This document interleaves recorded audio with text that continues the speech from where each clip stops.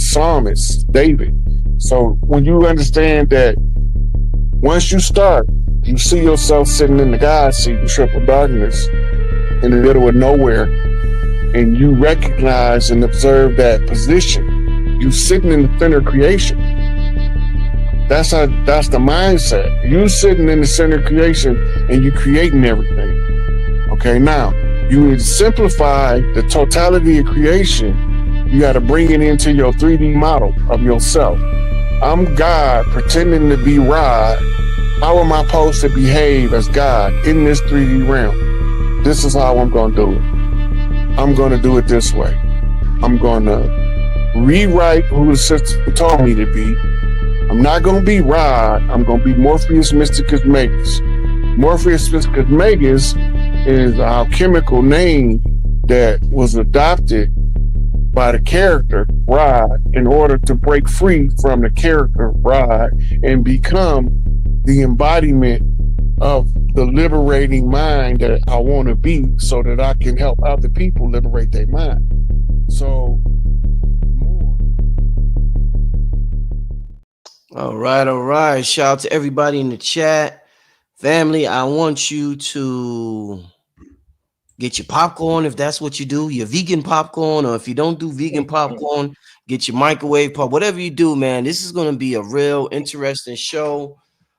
Explaining the inner workings of our society, our culture, hip-hop culture, mob ties, government officials, musicians, how drugs, using sex as blackmail. I mean, it's whoa. Tonight's show is going to be awesome. Red Pill sent me this investigative report. Red, is that yes, an investigative report by and I'm gonna try to get Whitney Webb on the show. I'm gonna try to get her on the show, but that's possible. There's a lady by the name of Whitney Webb who has an amazing investigative series, and this is only part one of it. It's called One Label Under Blackmail: The Early Intersections of Diddy and the Epstein Network, and it is explosive, y'all. I mean, and this is only part one, like I said. So right, and it's a deep dive. I'm talking about a deep dive. It completely blows away the lazy journalism that has been coming from 95% of hip hop media. We have to come up with a new name for them.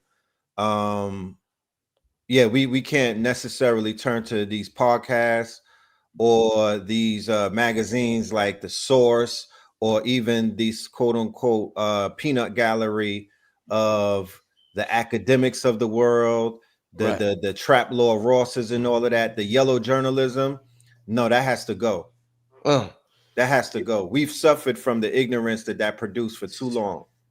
You know, this actually, and it's funny that I didn't even know Blue was coming on the show tonight, but it kind of reminds me of Blue is a real in-depth reporter, investigative reporter, and journalist. And if you ever see him on the street interviewing people, like the brothers are natural talent at just really digging deep into certain things. So I'm glad Blue joined us tonight. It's a perfect addition. You know what's funny? Let me just say this real quick. Because I was scrolling down as you was talking, and a lot, we talk about Clive Davis, and we talk about MCA Records, and she calls MCA Records the Mob Corporation of America. Mob Corporation of America. Yes.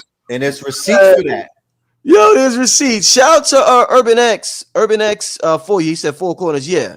Shout out to Black Dot in the building. Legend. Black Dot is another amazing writer. So we got a lot of writers. Red writer, Blue writer, Black Dot. What you said, Blue? One of the illest. Indeed. A pen that was able to penetrate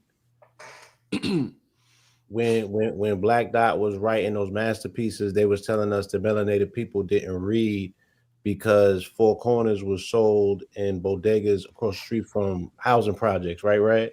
Yep. Those people sold out 85%, where the Daily News would only sell out 50%, and they would give them back 85%.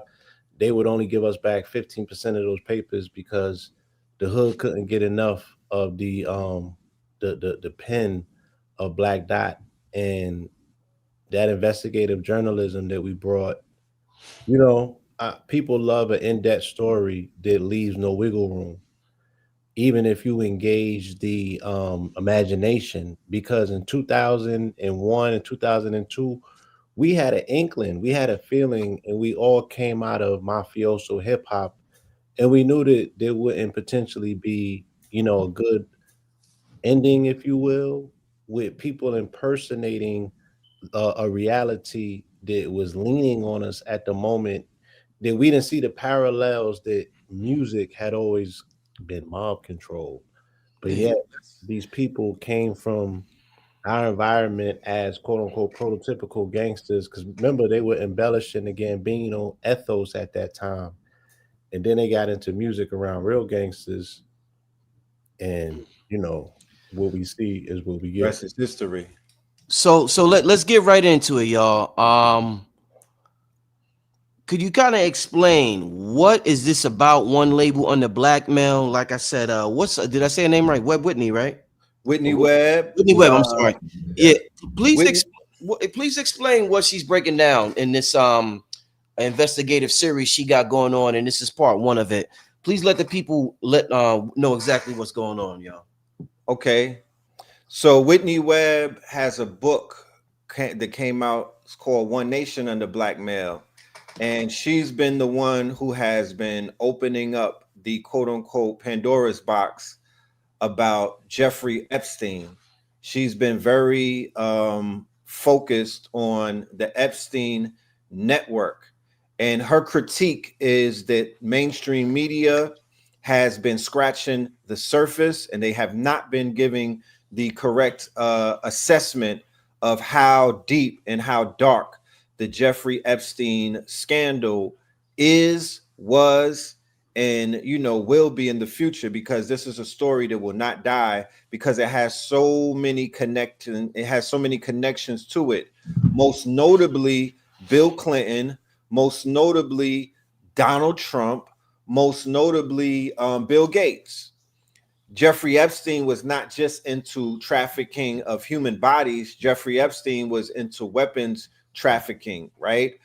Jeffrey Epstein was also into transhumanism, right? Yeah. Jeffrey Epstein was very heavily endowed in the transhumanism Silicon Valley tech movement.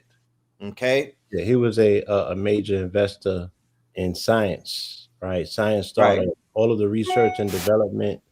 We see a lot of stuff coming out today, breakthroughs in science. His money, pretty much funded that. And you see a lot of that controversy taking place right now at the schools. And they're speaking about federal funding versus endowments, or getting private donations. It would be people like Epstein that they would go to get those private donations and that funding. Yes. And Leslie Wexner, right? Another big, a billionaire coming out of Columbus, Ohio, and he has something called the Mega Group. Leslie he was a very powerful billionaire donor to Epstein. He recently resurfaced with the Abercrombie and Fitch scandal that broke, where they locked up the CEO and whatnot. Abercrombie and Fitch is a part of the Mega Group as well. That involves Victoria's Secret, right? So the scandal about them utilizing the Victoria's Secret models and basically running through the model agencies and whatnot for human trafficking and for SA and a lot of other things and whatnot that tied directly into Lex Wexler and whatnot. He owned Victoria's Secret, Bath and Body Works, Abercrombie and Fitch, literally parts of every mall that we go to and whatnot, of these classical malls and things. You remember how they were all set up next to each other? Yep. Yeah. American Eagle. Yeah. American Eagle. All of that. Aeropostale. Abercrombie, Aeropostale. So even when you look at the ethos of what that represented it for the younger generation when they were coming up and whatnot, that was their identity. Come to find out later on, their identity was forged with you know, it was built around a whole thing where they were basically running these young Europeans and whatnot as male prostitutes. Yeah, they were utilizing their corporation for honey traps. For honey traps, right? And this is like a overextended explanation of the overlapping connections that we see in both of these cases. Epstein was running a honey trap for an intelligence organization, macro, and Diddy was running a honey trap for an intelligence organization, micro. Facts. You feel me? And any intelligence organization that wants to cover all bases, they're gonna cover all bases. You cover micro and macro. So we got word. Blue, they want to know what is a honey trap. Please say that real quick, Blue. Okay, well, a honey trap is when you set a situation up and you entice men or women with sex, right? You pull them in. The honey is, you know, the offering, whatever that particular offering is. And then in this particular case, once they get them in situations like that, they film them and blackmail them. So now they have them in their pocket, right? So you got a dossier of people who you could always get favors from, or put in their place when they need to be reminded, you know, that you got a file on them. You know what I'm saying? One of the most famous honey traps in American history actually involved a person of high political stature, and that was J. Edgar Hoover, who was the FBI director for 7 presidential terms. This is the man that was responsible for eradicating what he deemed as the Black Messiahs, right? With an S. Right. So not only did he crush individuals and put out these hits on Fred Hampton and other people, but they were responsible for killing the spirit of the messianic ones. He was responsible for killing the spirit of the Messiah in our communities. Right. Yes. So they. Can I say something? Yeah, of course. To this day, you hear people speak about, you know, they be like, yeah, my folks and them grew up at the time when, you know, they took out Martin and Malcolm and they took out Mega, and it was just too much for Nana, and she just couldn't. She couldn't take it. You hear a lot of people, they be like, yeah, it just ended right there. You feel me? So that was effective. Their secession, you know, and continuation of any time somebody perceived to be, let's put it in Fred Hampton and a few other people in there, anytime perceived leadership, you know, would make their presence known, they became a target. And the effectiveness of that eradication campaign, again, sets a psychological trigger in the minds of our women, specifically of our people, but specifically our women, where, you know, they're not having children that they're voluntarily sending to the gallows. So they have children and protect those children. A mother's natural instinct is to protect their children. So they're gonna raise less dangerous children, you know, children that are more aligned with authority. Like that afro. Yeah, you know. So I don't want to cut the wisdom. I didn't want to forget something. When it came to the honey trap, right? And the honey trap with J. Edgar Hoover, the people who were setting up the honey trap was the Mafia. Yeah. So the TV series Boardwalk Empire, it was an HBO TV series that did a great depiction of showcasing J. Edgar Hoover's role as he was in bed with the crime families or the crime syndicates and whatnot. They were running things, running New York. Now, interestingly enough, it took another quote unquote prosecutor. It took a prosecutor by the name of Rudolph Giuliani to deliver one of the last quote unquote blows to the New York crime families, right? Who were in total control during the years of the 70s and the 60s and things of that nature, when they were running what it is that we'll be covering right now, MCA, CBS, and all of these crooked industries and whatnot, when they infiltrated the music industry, they infiltrated Hollywood, they infiltrated so many different industries and things of that nature, but they were running it through blackmail, through honeypots, through extortion, and all of these other things is real. And the TV show Godfather of Harlem, where they were depicting Bumpy Johnson and Malcolm X's relationship when they were going against my dude, the Chip. What's Chip? Chin Gigante and them, right? They're showing their connections in that as well. How the New York crime syndicates had their hands in Harlem, underworld, and they had their hands in the entertainment industries, and they were running things. But please go ahead. Since we're talking this article and the direction y'all going, it's heavily involved with the mob. We keep bringing up the mob families.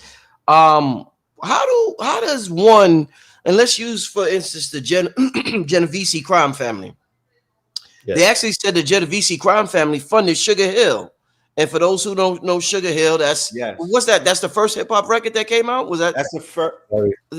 Okay. So how does this family? Because we heard stories about how, let's just say, the small hats got their power, and we're gonna, talk a certain way, so because this is a very important video tonight. But how does the Genovese crime family come to power to run New York City, to run the music industry, to run the FBI director J. Edgar Hoover? Where does these dudes come from with all this power and all this pull? These crime families.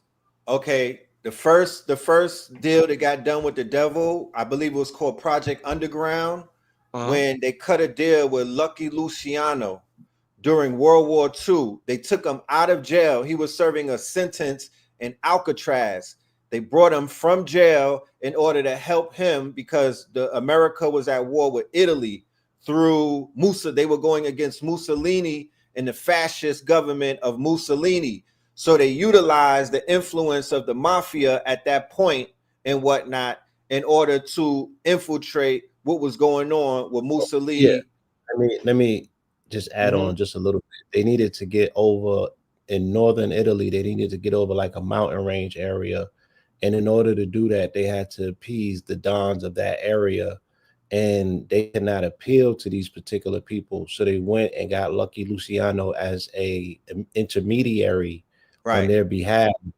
Once Lucky Luciano secured safe passage for them and they were able to execute their military operation, then they granted Lucky Luciano release, right?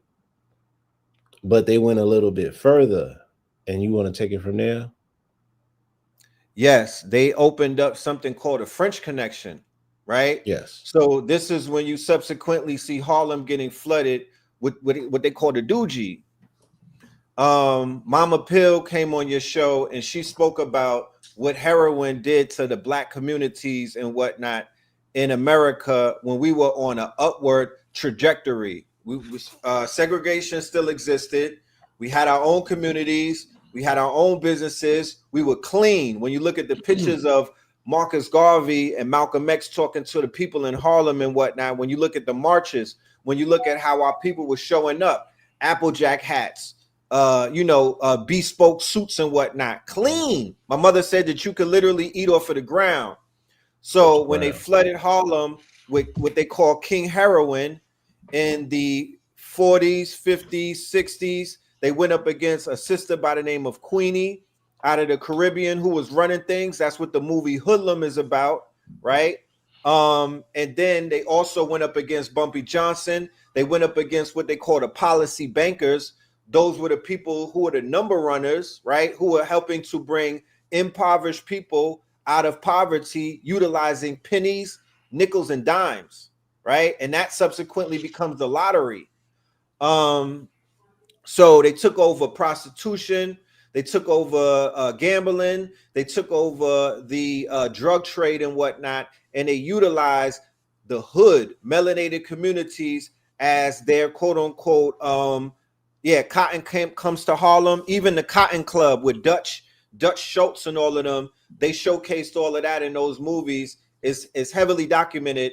We were infiltrated and we were attacked by our lifelong enemies. The movie True Romance breaks it down when the mafia gets exposed for having the Sicilians get exposed for having Moorish blood. The South Italians have a oath that they take to always defend and always to honor their ancestors by way of the matrilineal bloodlines, the mothers and whatnot. So they have the mothers. We say to Blue? defend the mothers. They have a bloodlust for the revenge of the Moors for what they perceive to be was for raping their mothers into a whole nother, because northern Italy is different from southern Italy. Southern Italy are darker tone olive, and they consider all of that as a result of the stain of the Moors. So not only did Lucky Luciano, partner with these different Sicilian families, but he also partnered with the Corsicans. And if, for the family out there that understands Moorish history, specifically when the empire of the Moors fell and the Moors reverted into piracy and it became what's considered to be barbarians and Corsican pirates. These are the same people that initially were participating in a French connection that started the floodline of very high caliber Dougie.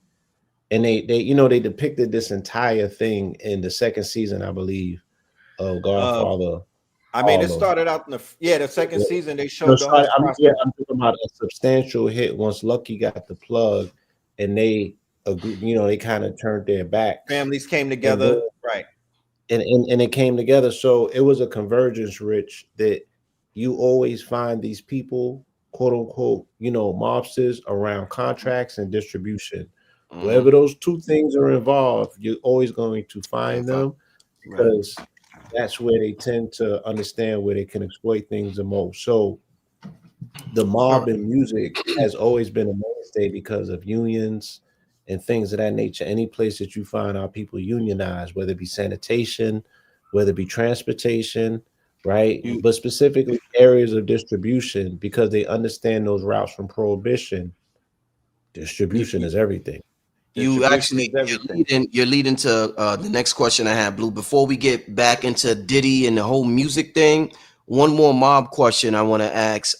Blue, a lot of people think, because we're talking about the mob, people automatically think the mob magically disappeared. And they're like, shit, I ain't hear about the mob since 1980 this, or I ain't hear about the mob since what so-and-so. They rebranded themselves.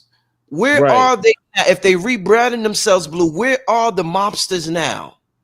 And we want to be clear, like, just because we say that something is mob run or there's mobsters involved, these ain't people hanging out on corners, right? So these are people that are already integrated into a labor force. So they fall back into the fold, but they're never outside of the fold. Again, these are not people holding up the corner. They always held on to a profession. Even when Gotti was a mob boss, he still said, I got a construction company. Tailor, right? They never not had jobs. So you're looking at people who have always been gainfully employed, right? And they would stick out like sore thumbs if they weren't employed. Fact. So they've always held a job. So where did they go? They exist within the labor force, but the power is in the people. So the mob consolidates around, especially in a democratic system, mob rules. How can we concentrate the most amount of people in one area and control the vote? The vote in this case would be like, again, in the union sense, right? The Teamsters. Vote in this case, right? Teamsters. Jimmy Hoffa and them. Right. Or again, or to get into places such as industries where you can control distribution or tinker on the side of contracts and things of that nature. And then they learn the slippier secrets from the small hats who have always dealt with banking and contracts. Right. Because look, we're looking at two things, y'all. You're looking at the mob. We're looking at the Roman, at the Mafia. They two different things. And because of Hollywood, because of what they sold us in Hollywood, who was making the pictures in Hollywood? What's the nationality of the studio owners in Hollywood, right? Well, that's right. They did a successful job of branding the Italians as the ones that you look at. And Yeah, they it was fell back in the background as the hidden hand that was really running things. Meyer Lansky and them built Hollywood. It's a book called The Empire of Their Own that shows you the hand of these people and whatnot who really were the ones that built Vegas up and built Hollywood up. They show you that in Casino, right? The Italian mobsters were the face. Who was the finance? Who was the ones that financed things?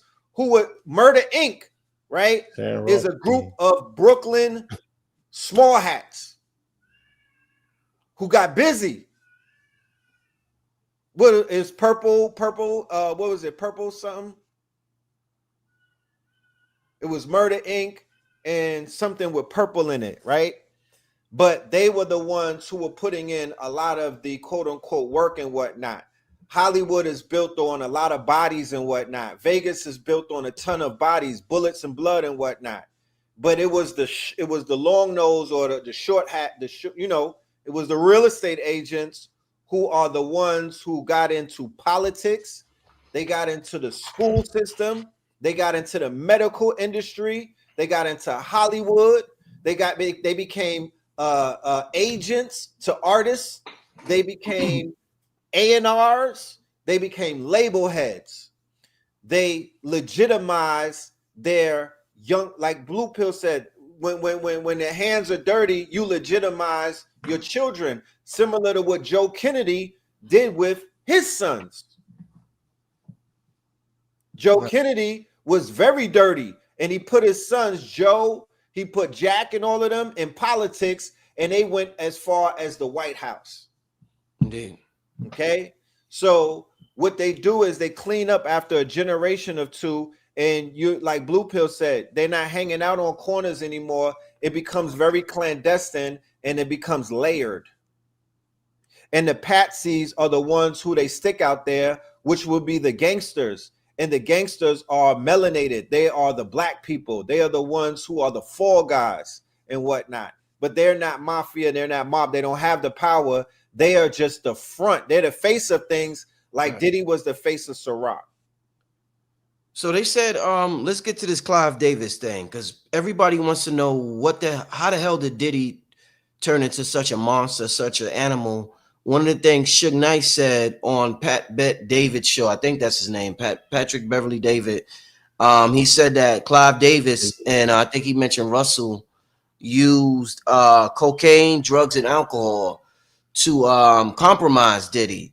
So Can you tell me about the beginning stages of Clive Davis and Diddy, and who is Clive Davis? Because I know he got fired for embezzlement from CBS, but never went to jail. So let's talk about Clive Davis and how that leads to who we know as P. Diddy. So Morris Levy, right? Morris Levy is he's the one who is the financier of Sugar Hill Records. Morris Levy was tied in with the Genovese crime family, and he's tied into CBS. Clive Davis is in CBS. CBS went down in the 70s. A major scandal broke called the Drugola scandal, right?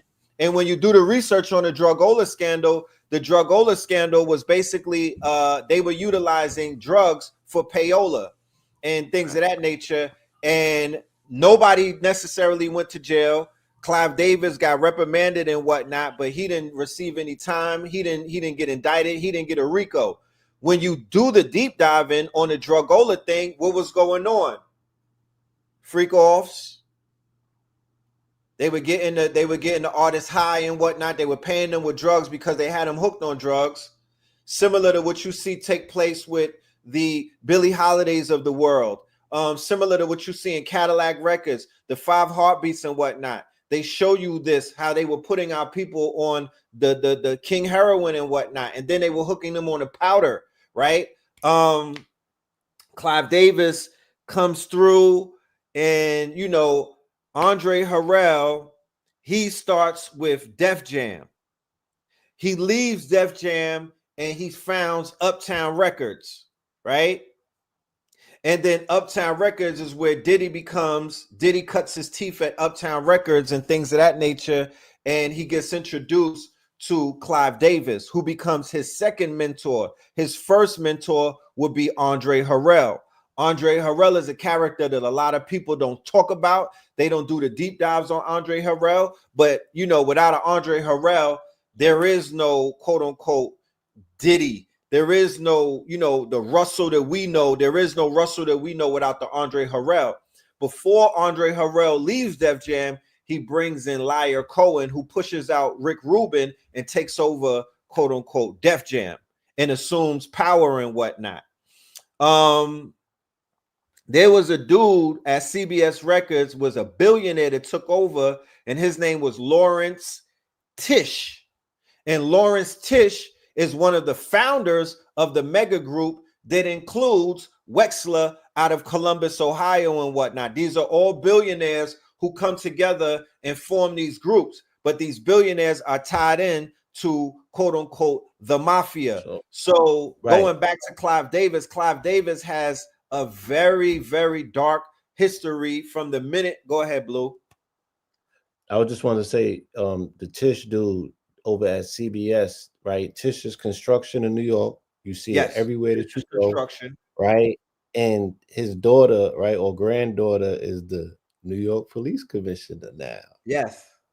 Going back to what I was saying, Rich, this is how money works, right? This is how money works. And generationally, they put their children in these positions, and because they have the power and they have honeypot operations and they have blackmail, the children are nepo babies and whatnot. They get these positions, they get pushed in, they become CEOs, and they become all of these big titles and whatnot, and they get to clean the money, but the operation still persists. The crimes still take place.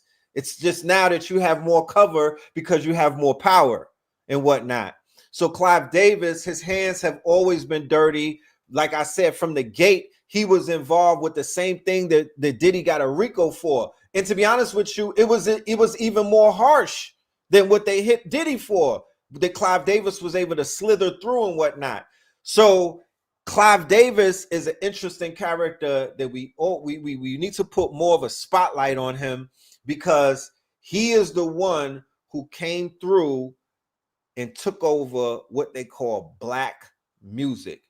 They put out a report. Harvard put out a report. The same Harvard that's being quote unquote spanked by Donald Trump right now, right? The same Harvard that's getting washed up by Donald Trump. They put out a white paper that spoke about the power of black music in the 70s. Now, I have to put it into context, because if we listen to it now and think about it, we're thinking about Cash Money. We'll try to weigh it against these labels of today. I want to put you in the mind state of the time when Stax Records was popping, okay? When they had something called the Philadelphia Sound and whatnot, where we had independent musicians, okay, melanated independent owners and whatnot. We talking about Teddy Pendergrass, right? We talking about people that was owning shit. They were running things, and they didn't have the hand of the European in their affairs the way that they have them now. They were not signed to these contracts to whereas their likeness, their voice, their image, everything was owned by these corporations and whatnot. We was doing it like how they were doing it in the South, out of the trunk to a degree. They put the white paper out and they was like, yo, we need somebody to infiltrate this shit and bring this shit to the big majors and whatnot, because money was not being made by the majors. They were dying out. But money was being made by this on the Chitlin circuit, by this new genre and whatnot of music that was popping out of nowhere with these niggas. And these juke joints on the Chitlin circuit and things of that nature. And then they also had the young white girls, you know, choosing. So Clive comes in. His infiltration is through Stax Records and through the Philadelphia Sound and whatnot. And I'm going to let Blue take it and explain what he did and his strategy and how he was able to neutralize it. Again, we all now see that the CIA is unveiling a lot of the research that they were doing in the 60s and the 70s on frequency and energy, a lot of that was precipitated around what was going on with us as melanated people who were coming into knowledge of ourselves. So they were studying this. They were studying the effects that the music was having on our vibrational frequency, on the connectivity, on the family building, on the social science of, they seen how cultural movements can be sparked from the music. Case in point, I'm Black and I'm proud. These terms, these concepts, this ideology, the culture was spread through the music. And in particular, what got them paranoid was Bob Marley, and his ability to garner a international movement with his Revolution. music, a revolution, and he had not even broken into the U.S. market yet. So the Harvard commissioned a report. CIA got Harvard to commission a report, and then they got the Harvard graduate. So Clive Davis went to Erasmus in Flatbush, then he went to Yep. Flatbush. NYU, and then he went A to Brooklyn Harvard. nigga. You know what I'm saying? A Harvard graduate. They got Siega, who was the prime minister of Jamaica at the time, and they got a dude named Chris Blackwell, who all of these dudes were CIA assets, and they all went to Harvard, and they all were part of this particular movement to neutralize reggae and R&B. Right. And those plans were put in motion. You feel me? And allegedly, because Siega plays his role. You can see the overtones of all of it politically coming out now with people like Vibes Cartel explaining how the political parties run the streets and run the gangs. Back then, it was the Shower Posse, it was Vivian Blake. You know what I'm saying? Right. So Sig and them was controlling that. The Roman Catholic, because we can't take that component out of it. Right. That's a missing piece that connects all of these people together, because the article expertly, when we want to speak about Diddy, about Clive, right, they laid the foundation to explain that there was essay scandals going on at his school with the masters, quote unquote. That's what they call them, people who, be teaching the schools at them times. They had pinpointed a direct through line to a person that was in his proximity that was found guilty of some very egregious cases towards young men in that school, children. Right. It was the principal too. Yeah, it was the principal. Then the article says that he gets introduced, right, to Jessica. We know about Jessica Rosenblum. She was the plug. She was the club plug back in New York during them days. So in the movie Belly, the first scene, the iconic scene where they shoot the woman when Nas and them is in the club with the blue eyes, that's the tunnel that they're in. And they go upstairs and there's a white lady dressed in a suit and they rob the club and they shoot her and she goes through the window. That's Jessica. That's Jessica. It's one of the biggest party promoters in the 90s in hip hop. Please continue. But the school, real quick, Puffy's school was Mount St. Michael's Academy. Mount St. Michael's Academy was rife with SA during the time that he was there. The principal was convicted of abusing 3 boys, and you know what they did? They just shipped them out to another school, Arizona. Yeah. So, these interesting connections are made. They said that she had introduced him to the Lower East club scene. Anybody from New York, when you hear them say Lower East club scene, you know exactly what they're talking about. You know what I'm saying? So she was bringing him Babylon to LES, to the Babylon, to Peter Gation and his world, right? Peter Gation is the club promoter, the one-eye club promoter. Again, all of these are small hats. You know what I'm saying? Right. These are the people who introduce ecstasy to the whole club scene, the New York City club scene, ultimately the entire club scene, because Peter Gation was running it from New York to Miami. And again, this brings them in proximity with some other mobsters. I forget the name of the dude who was Chris Pacello. But yeah, all of these characters continuously show up in the narrative, generation after generation after generation. And it's worth noting that Clive had a direct connection with the Genovese and the Dragola connection, right? This was kind of remnants of the French connection and the spillover from that. And in the weirdest of ways, they said that Puff's his father, when he got implicated for being a possible snitch and got rubbed out, that was for Genovese as well. Right. So Melvin Combs, right? Melvin Combs, who is his dad, he's running with Willie Abraham, right? So he's not running with Frank Lucas. He's linked up with Frank Lucas, but his big homie is Willie Abraham. Willie Abraham has a doogie operation, a heroin operation going down and whatnot. And the shit is a huge operation. Melvin gets pinched with about 400K on him and some heroin and whatnot. He got 45K in cash and heroin. They eventually tap his phone. The result of them tapping the phone brings down Willie's operation. And then they basically say that as a result of that, he gets the call from Jersey through the Genovese. And they like, yeah, we got to get rid of homie because he might, if he's a snake, if he's a rat or not, he messed the operations up. He got to go, you know? So that's when his pops gets knocked off and whatnot when he was 3 years old. Okay. He gets knocked off when he's 3 years old. And of course, the mother, who is an ex-model, right? Janice Combs is an ex-model. Coincidentally enough, P. Diddy, she brings him into the modeling world at like 2 years old. He has a commercial that I'm trying to find on the internet and whatnot when I think he was 2 and whatnot. But consequently enough, this is the same industry that he now becomes the predator in. This because where he's pulling his prey from the modeling world, right?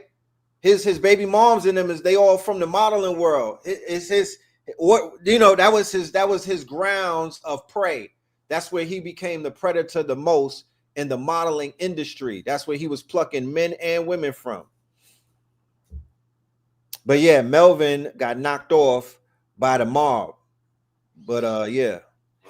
So it's just a continuous rat line of these connections. The CIA, when they did the research and the study, what they told Clive Davis was to commandeer this record label and let them do their first thing on the first album, use live instruments, jam out, you know, talk Black Revolution, all that stuff. But they said on the second album, set your contracts up in a way in which you can start altering things. And they said, take the live instrumentation out and replace it with synth music, replace it with the machines, and then change the content of it. You know what I'm saying? And then just keep synthing it and keep watering it down. Yeah, keep watering. Correction, I'm sorry, Blue. Gambino crime family is who wiped them out. It was the Gambino crime family. It wasn't the Genovese when it came to Melvin Combs. It was the Gambinos. But remember, we talking about the syndicate. It was 5 families that were all running with each other around that time. Because remember, and because of that syndicate, there were certain families that swore, because Gotti and them swore that they never was touching the doogie. Remember, that was the main thing with them going against that the Genovese was like, the money's too good. You know what I mean? They can't turn it down. Then the family started bumping heads. Yeah, they start quarreling. About. Huh? That's what the movie The Godfather was about. Right. The new dudes, right? The Benny Blanc dudes, yeah. You got to get rid of the YNs. The YNs were YNs. They wanted to do it their way. Yes. So and they were selling the equivalent of the Fetty today. That's what the doogie was back then. It was the money was too good. Too good. You couldn't look away from it. So that was the play. You know what I mean? That was the instructions that was given to Clive Davis, and he executed it, and he has been rewarded handsomely for it. So by time Drugola happens with Clive Davis, that is 1973. That's in the inception of hip hop. So while hip hop is being incepted, right? While hip hop is being created in the living room of 1520 Segwood Avenue on April 15th at 9 p.m. by a party that Kool Herc is having, you know what I'm saying? Clive is coming into the situation post, again, being accredited by institutions such as Harvard that he graduated from, to helm this particular project for them. So he gets a pat on the back, even though he gets caught with his hand in a cookie jar, but he Right. gets to lay and wait for hip hop to, you know, To grow legs. and be right there. You feel me? To fully embrace it. Well, You know, his first interaction with hip hop is through Def Jam, because Def Jam got a distribution deal through CBS.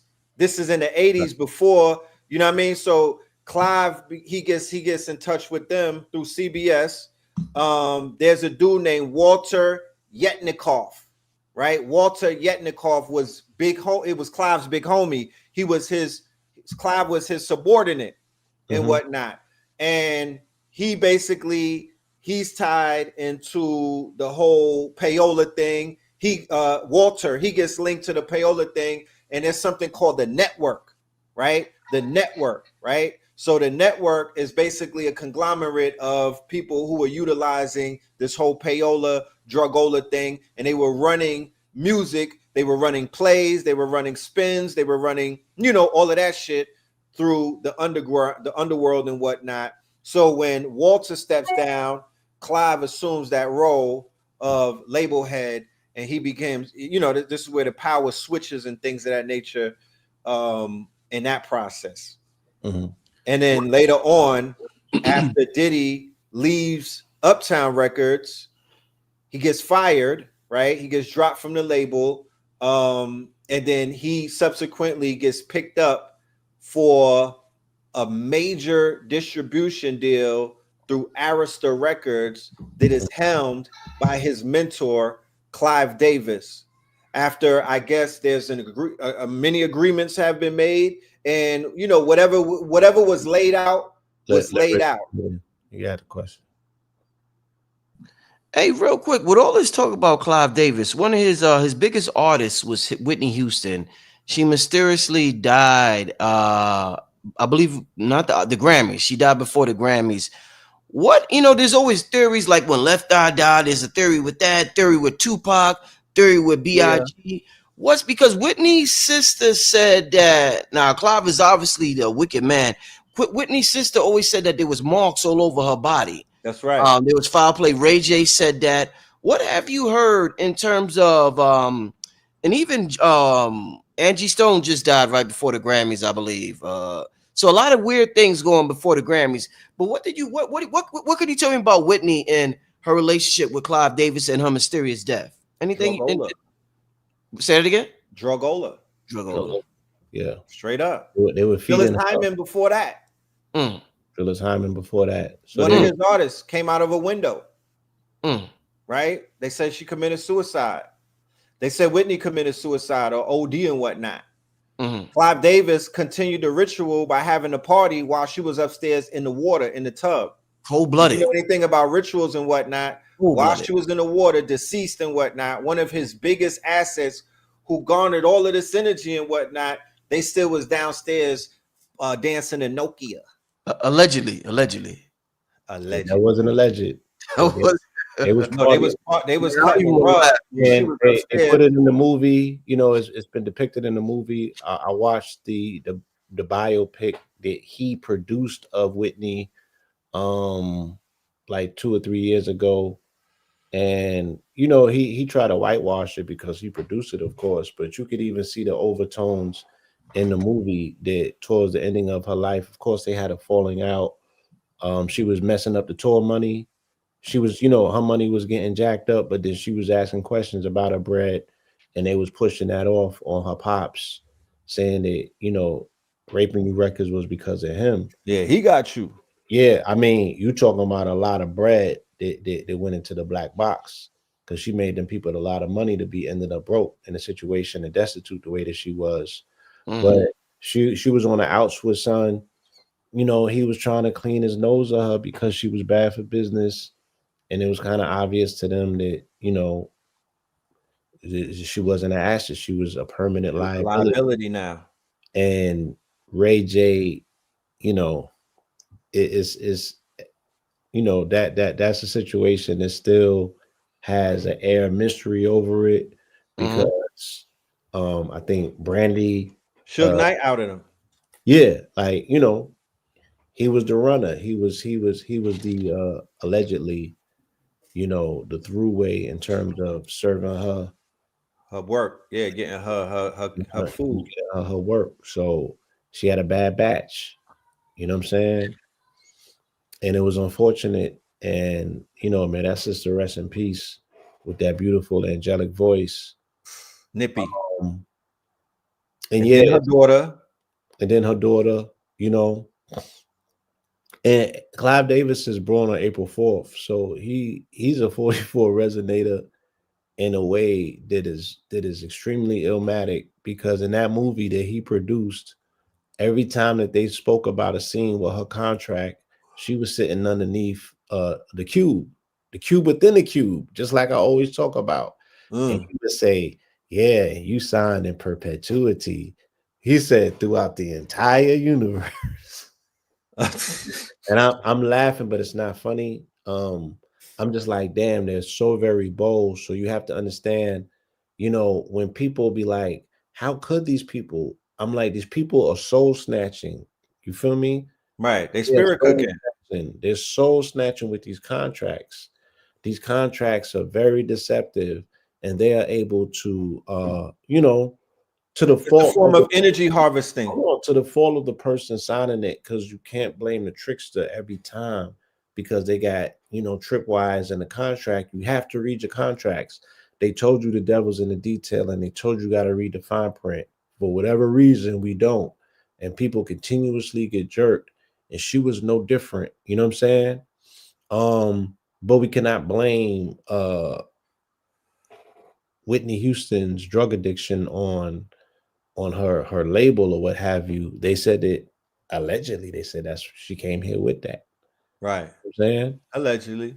And but yeah, I mean, Clive just has a very long storied history, with being who he is and who he was in this industry.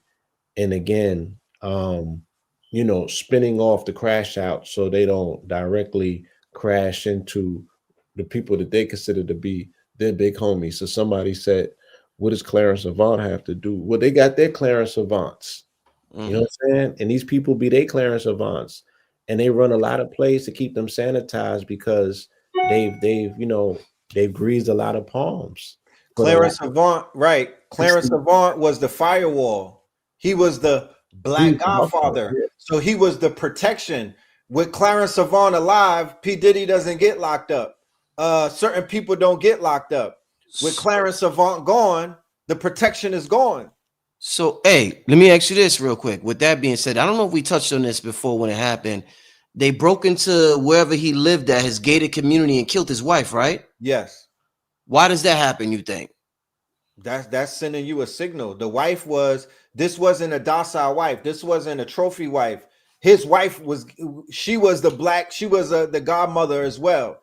If his hands was dirty, her hands was dirty as well. So she knew where the bodies was buried.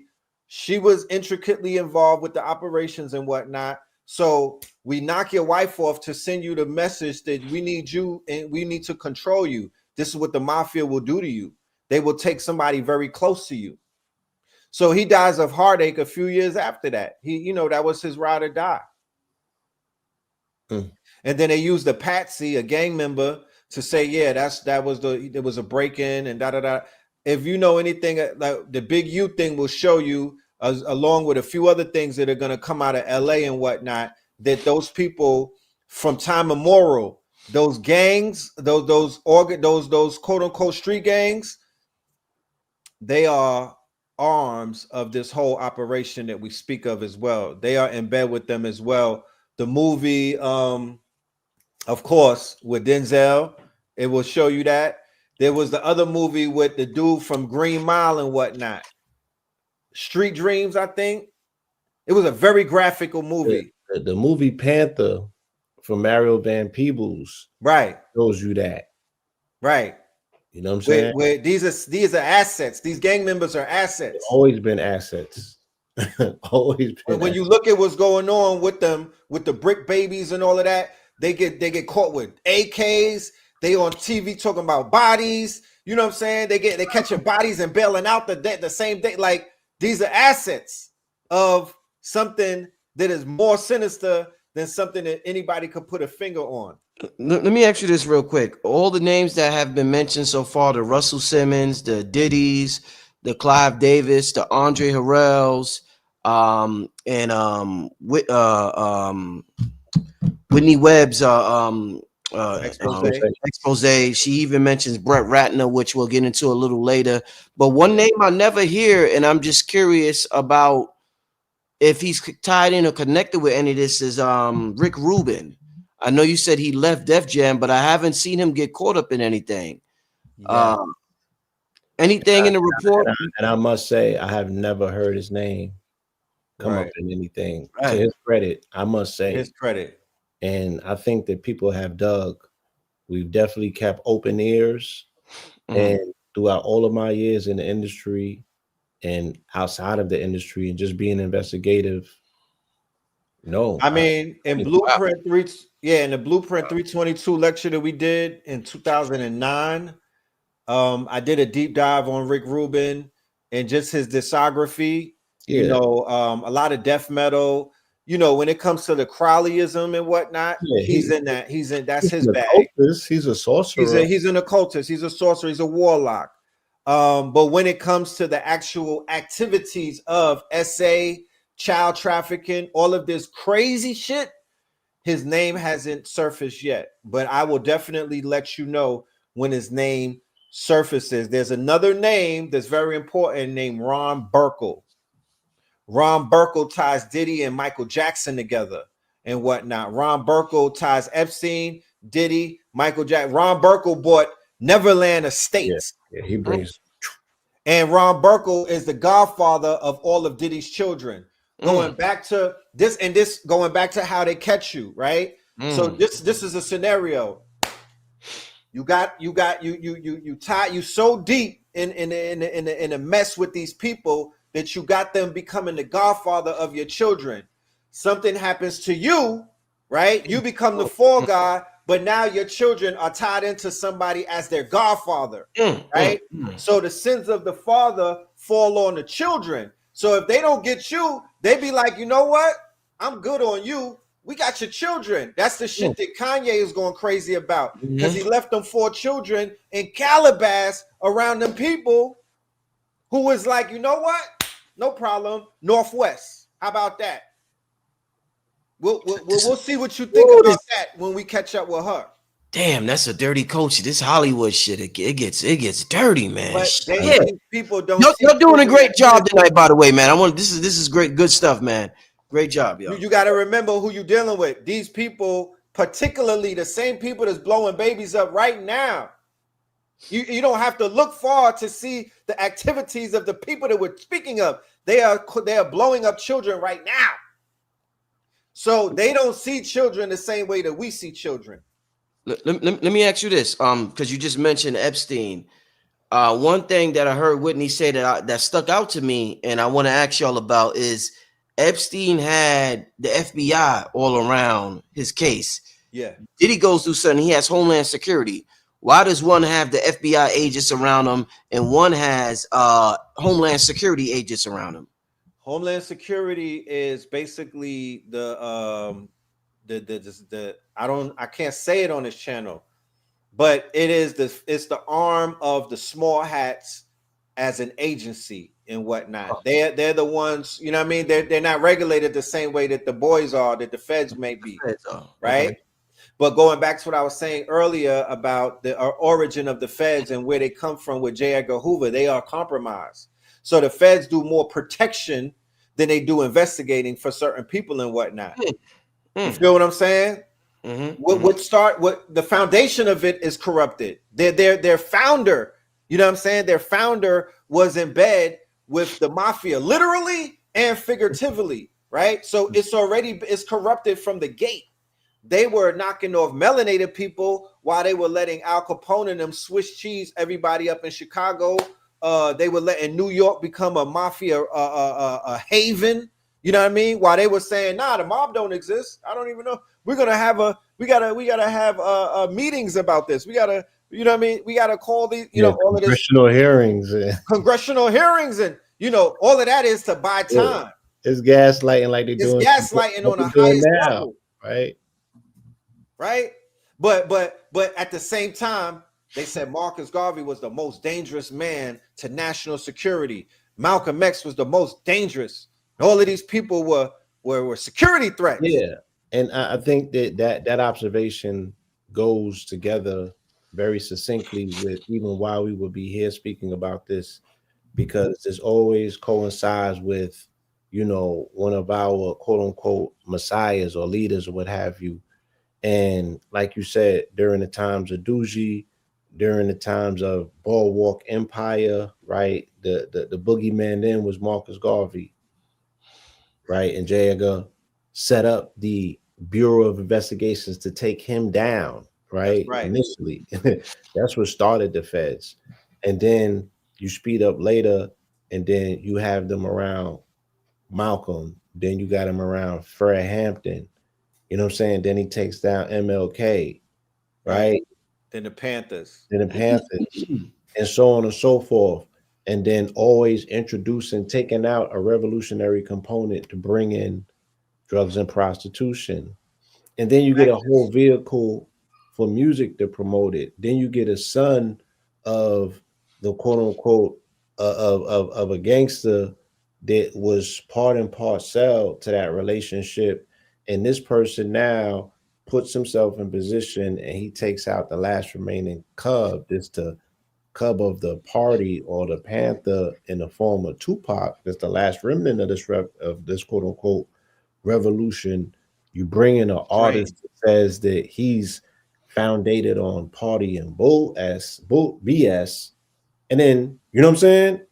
And then this is where we get the whole game, and then we end up and find out later on that we got a Canal Street version of the culture, because everything that they introduced us to, right, was once again putting us in proximity in a position to be taken advantage of, right? So we get taken advantage of by these record labels, to get taken advantage by these clothing labels, to get taken advantage of by getting labeled with these numbers and these institutions.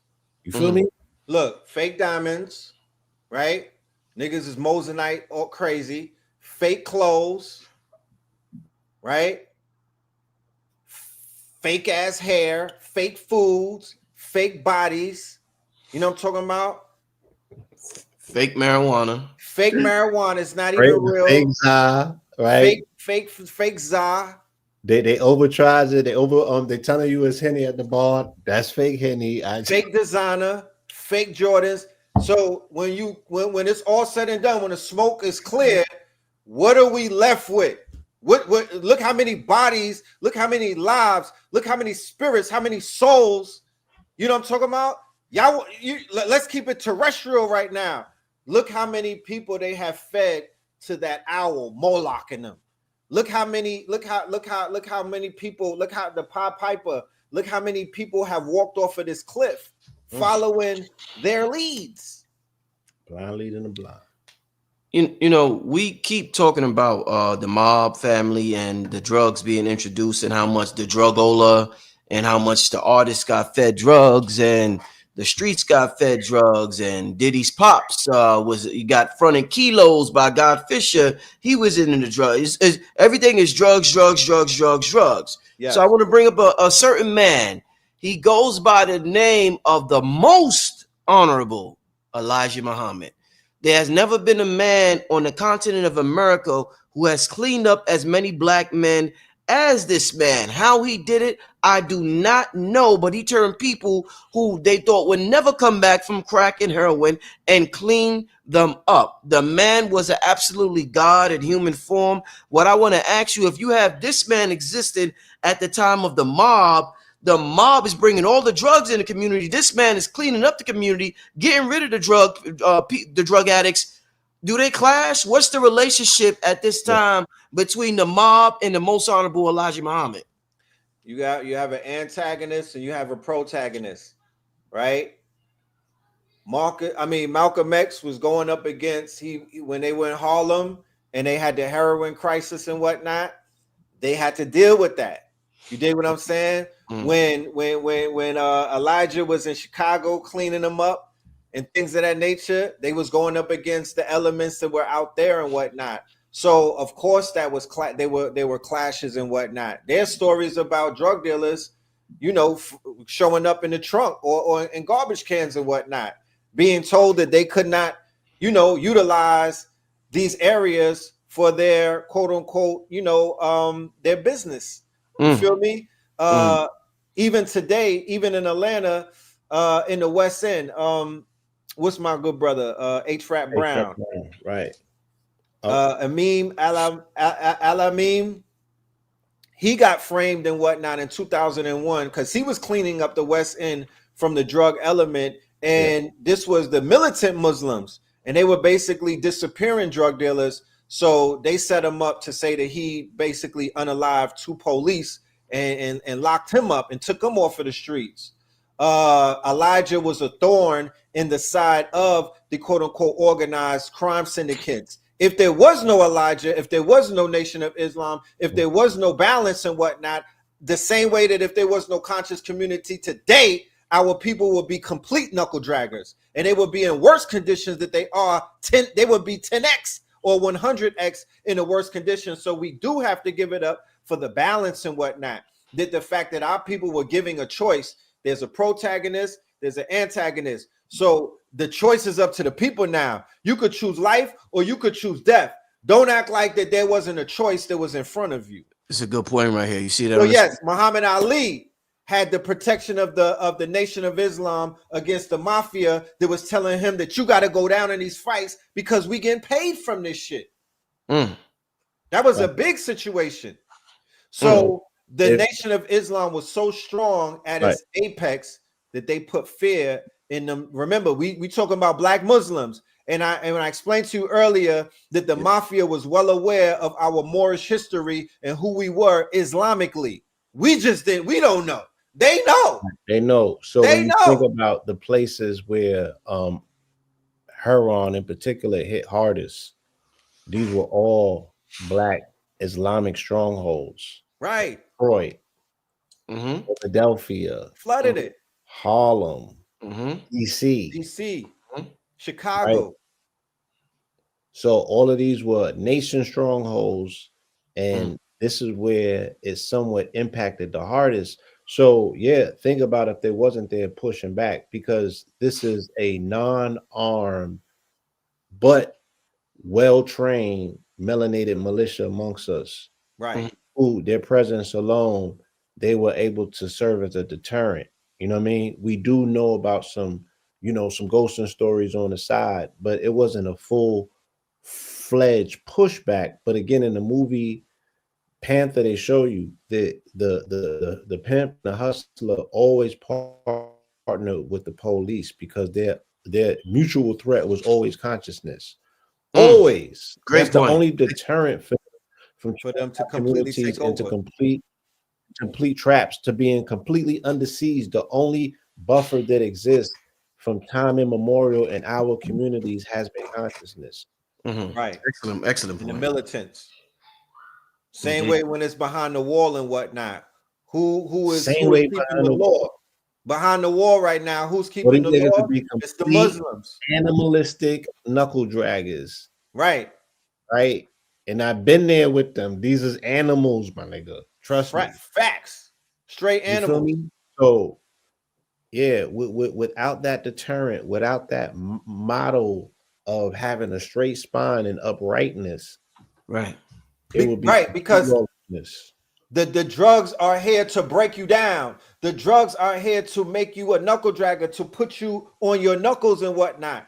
The Nation of Islam, like Blue said, it's not about weaponry. It's about the quote unquote uprightness. So anybody that they saw uprightness was a threat to the Mafia. Like, damn, they shining. You know what I mean? They know who they are. That we can't do nothing with them. We only could get the niggas that are weak and broke and break them more. Right. Why do you think this country is saying, you know, even though we don't agree with that ideology that they have defined and what they call quote unquote woke, but there's remnants of consciousness in that. They call it a woke mind virus. So you want the people to be asleep. You want them to be dumbed down because they haven't defined it. So we're not going to sit here and argue about what we think it is versus what it ain't. You don't know what the hell they talking about when they say it. You know what I'm saying? Right. You don't know because they don't know. They don't even know. Right. But the one of the things that does irk them is when we come with an alternative version of history that gets them very nervous about the fact that somebody's finna spill the beans. Right. They get nervous about that. Remix that app because TikTok ain't the same TikTok no more. Right. Feel me?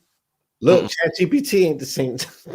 Right. They respond. The Matrix responds. The Matrix responds accordingly. They reset all of this stuff. All of this stuff. So people, again, they're not understanding policy. The companies, the tech companies is falling in line with the quote unquote policy and they hiding everything. This shit is getting scrubbed down to the bones. It's mad stuff you can't find no more. Are you serious?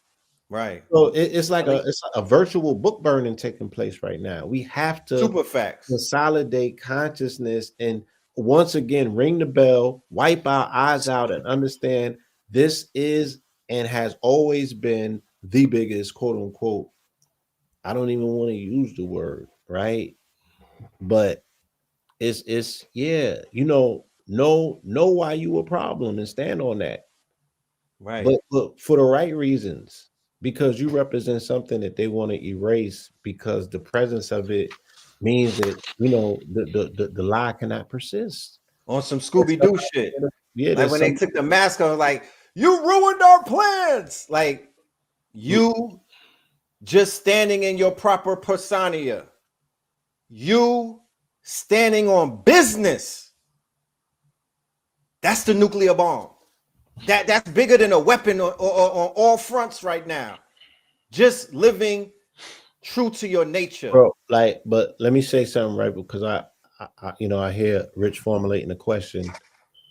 you had played a clip earlier, and it was Netanyahu in the White House with Paula White, I believe that she's a spiritual advisor, right? And what was he saying? Look, but they can Google and with the AI. So this methodology is this, right? Wherever your minds, whatever the national conversation, the sentiments, and the commentary is today, that's what the training will be 5 years from now. So the solidification of the consecration of the AI mind is being seeded now for what it will be in the future. So they're seeing reality from there to say, yo, we don't want you to be able to put our name in a search engine and this comes back about us. These people care about their image, unlike some people I know. Right. I want to give a quick shout out to, since we're acknowledging people, to the one and only Gary Webb. I remember when I first came into consciousness, we talking about investigative journalists and reporters. I read Dark Alliances when I first came into consciousness.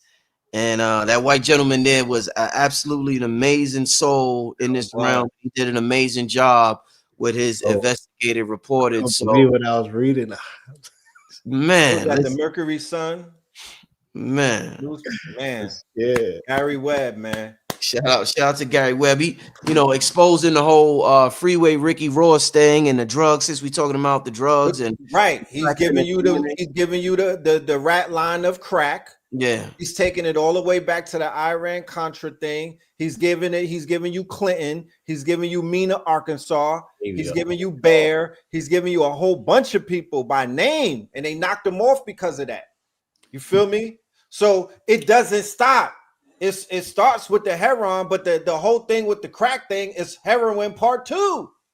And then we're on like a part 6 right now where we're on these designer drugs, the fentanyl and all of this other shit. It is a constant bombardment of chemical warfare on melanated people coming from these people, and we are in bed with them. That's the ill part about it. We didn't even get into the private prisons part yet of the And of the exactly I keep forgetting the investigative reporting. Whitney I'm Webb. about to get into that right now, but one I want to ask this real quick before we get into the whole private prison aspect part of it. Suge Knight, Death Row Records. I know y'all. We just talked about Gary Webb. Gary Webb talked about Freeway Ricky Ross. Y'all interviewed him before. Y'all know about his story. Y'all know how he was being fed drugs by the I guess the CIA or the FBI. CIA. Was Rick Ross would you say not Rick Ross, I'm sorry, was Suge Knight the music version of Freeway Ricky Ross, where Freeway Ricky Ross had the reign in the drugs that killed the people and feed the people drugs?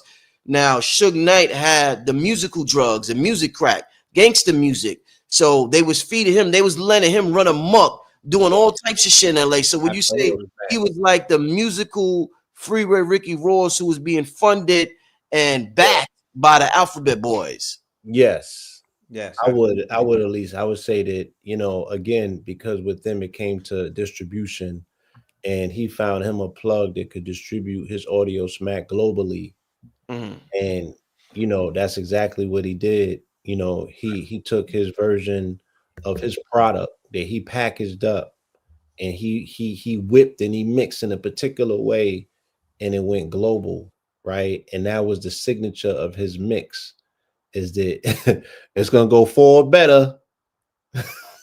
It's gonna go forward. I remember them dudes started doing numbers that was just inconceivable to East Coast artists. They was like, this nigga did 4 million, like what 5 million sold, 6, and just, you know, the quality of it, you know, Chronic as an album, the audio quality, you were totally you were gobblesmack. There was nothing that you can do getting away from that. You know what I'm saying? So yeah, if that comparison to the first hit and you hooked, that was Death Row record and Death Row music. The way that they put that package together and they pumped that, it was very advantageous for him to receive the level of support the way that he did and to roll it out.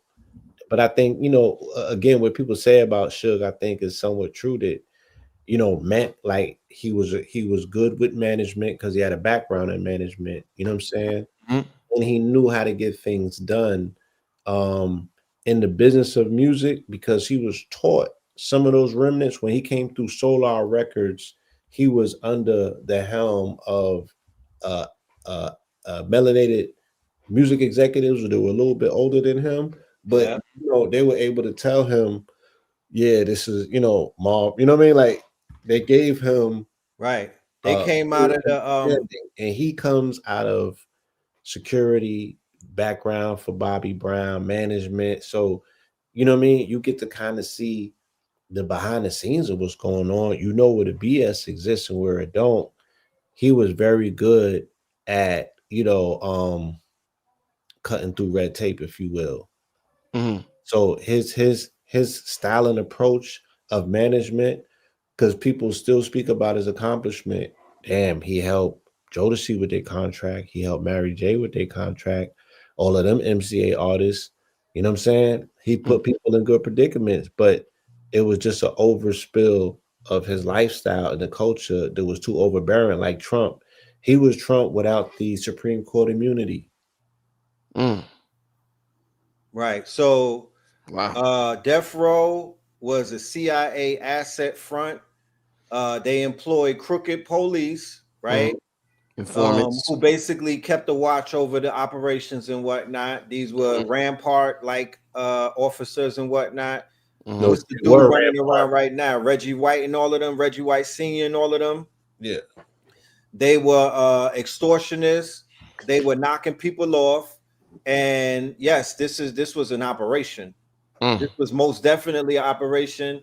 And Homie is definitely one of those assets that I was talking about, where you have this weird intersection of the LA gangs and law enforcement and quote unquote CIA. You know, so something that Tupac probably discovered and wasn't really feeling and whatnot was the fact that the shit wasn't what he thought it was. The militancy in Tupac, the background that he came from and whatnot, he was trying his best to pull away from that and to eradicate himself from that. And of course, we know how that thing wounded up. It is of no coincidence that at the time of both Tupac and Biggie's death, it's on record that the feds were on them, they were surveilling them, and they were trailing them. They were there. Okay, it's of no coincidence. You feel me? And they knew everything that was going on, and you know, their fingerprints, you know, conspicuously is always, you know, they're always there. Right. Like there's no such thing as coincidence when we talk about bodies of people of such a high position. So what we do know moving forward is that they utilize low-level street killers. They utilize low-level street quote-unquote shooters and whatnot because of the proffers, because of the deals that they make, because of the way that they spring them out of their situations. Oh, we got you on 3 bodies. We need you to catch this body, and this, and now all of that'll go away, right? So from the shitty cousins of the world, the Eric Holders of the world, to the Orlando Andersons of the world, to all of these people that they like to throw these murders on and whatnot, you'll never know who they were ultimately working for.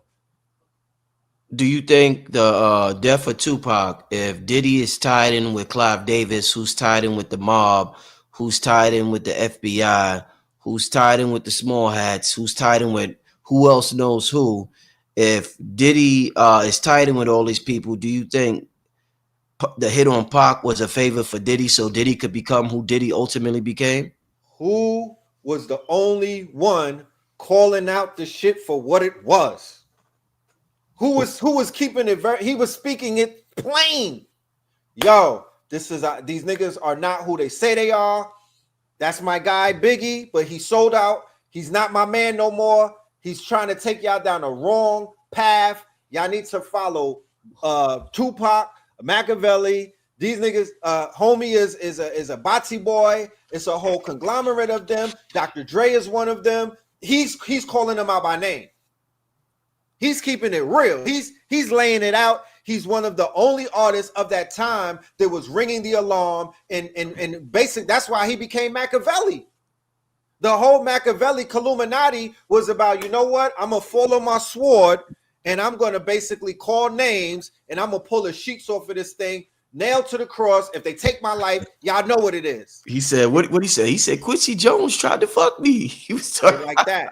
That. Oh man, that's crazy. Like that. So he paid the price for speaking out against some shit that you could lose your life for. He was tying too many things together, and he wasn't playing the game. So after that happened, Suge was given the opportunity to play the game. He didn't want to play the game. You feel me? Maybe Biggie found out some shit, and he didn't want to play the game anymore. So everybody that didn't want to play the game, it's game over for them. Yeah. Imagine, I don't mean to cut your wisdom, and I always bring this up to people. Imagine if you got Lyft on your phone, right? Yeah, the cab. Yeah. So imagine if back in those days they had, you know, when you in Lyft, you could tell when the car's coming. You basically could you see when the shit is pulling up right to you. So you got the FBI, the Federal Bureau of Investigation, who have all of these intelligence agencies. They're following these artists, right? They literally have their phones tapped and they're following them. So if it's time for you to go, it's almost like pulling up to an Uber driver. They're tracking you. They know where you are. So, he's sitting right there in the driver's seat of the Suburban. Pull up on the right side and hit him with some rhinos. All right. Bringing it more forward. And I want to get a couple of questions from the people before we get out of here. With all these powerful figures, these powerful nefarious figures we're talking about in the music industry, and just in these criminal enterprises, one of the most powerful dudes in music right now that Kanye keeps saying his name. If we're talking about somebody who just calling out names like Pac did, Kanye got some of the Tupac energy where he's just not giving an F no more, and he's just saying whatever. But right. Who's the dude that he said is Drake's daddy? What's his name? Lucian Grange. All right, what's his connections with all these power players? Where does he come into the picture? Because you told me where Clive Davis came. We also talked in the past about where Jimmy Iovine came.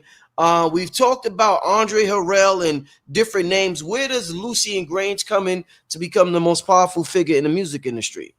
Well, you gotta say Sir Lucian Grange. Oh, Sir Lucian Grange. He got knighted or some shit. He got knighted. Yeah. He got knighted.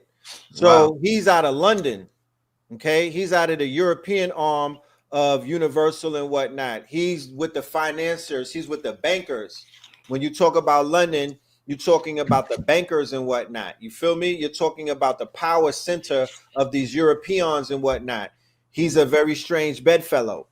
Okay, right. If you understand what that means, he's a very strange bedfellow, and he's been around for a very long time. He consolidated a lot of power and whatnot by bringing all of these boutique labels and these sister labels underneath the umbrella of Universal, right? When the way that they clipped Def Jam and absorbed them, Def Jam and Def Jam Island, by utilizing the power broker of Leor.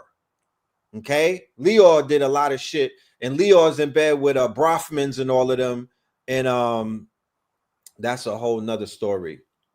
Elliot Grange and Lucian Grange. Elliot Grange is the son of Lucian, who brought to you Tekashi 6ix9ine, and then after that Ice Spice and Trippie Redd. That's Elliot Grange, 10 Oaks Records. The whole federal case with Shotty and the Bloods and everything, that was all orchestrated by Elliot Grange, because they had a shootout with Elliot Grange in Manhattan at the Felipe restaurant. And after the shootout, that's when the feds got involved, right? But prior to the shootout, they were pushing gang culture in New York, and then subsequently around the world. Homie was untouchable. He was all over the place. He was everywhere. The push, when it come to find out, the push was going through the father, and he was trying to make his son, who was a Nepo baby, pop off. So his passion project was Tekashi 6ix9ine, right? And then later on, Nepo baby. What's a Nepo baby? Nepotism. Okay. Basically, when the children of people in power, they don't got to work their way into things. They just get So Lucian Grange has control of basically a large majority of the record industry, which has basically been consolidated to 4 majors and whatnot. Mm-hmm. He is one of the most powerful men in business right now. He sold the majority of Universal to Tencent, which is a Chinese company. So don't let them play with you. Don't let them act crazy and whatnot. And don't let them fool you, right? And this came after they burnt the masters of about 500,000 artists. No, 50,000 artists got their masters burnt in something called the Great Universal Fire of 2008. They burnt the masters, bro. They burnt the masters of some of the top artists you could name, right? Even Eminem and Snoop Dogg lost their masters in the fire. So after that, the company was struggling and things of that nature, and he sold about 30% to Tencent, and then they sold the other 20% to Tencent and whatnot. So Chinese corporations run music right now. Wow. They are the main stakeholders in the quote unquote music. Look, they sold QC sold their label to some Koreans. You feel me? 300 million. 300 sold the whole label. City Girls, Little Baby, all of this shit when they was at the heights. Wow. Now it's a failed label. But Lucian is, his name comes up a lot in terms of, it's mystique surrounding him. He's a power broker, and he was the one who, with Larry Jackson, he's a part of Gamma right now. He's the one that's behind Sexy Red. Lucian, Larry Jackson, and a few other power brokers were the ones who took the and Lior. They took the whole CD shit when the music was making no money. And Lior came with the 360 deal, and then Lucian was the one that brought in Spotify with the streaming and shit like that to basically rob everybody and to really turn the shit into a sweatshop. You know what I mean? So yeah. And Yeah. Let's You know, yeah. when we speak about, shout out to my brother Adika Butler and the connection that he points out with Vivendi Universal. Because when we speak about Lucian, even though we identify him or Red is tying him to London or what have you, my understanding that these are French small hats, right? Right. And Adika always makes the point that Vivendi is a company that was run by a relative of Napoleon's. Napoleon's, yes, sir. So when you think about how this stuff comes full circle, you know, all the way around, even to the fact that Universal was the company that would give cash money, you know, the millions for them to put New Orleans back on the map, and once again bring, you know, melanated music back to that particular original starting point of New Orleans. Yeah, you know, it is pretty interesting, you know, the Napoleon connection to all of this as well. You feel me? I do think, and I want to make a prophetic um, call on this.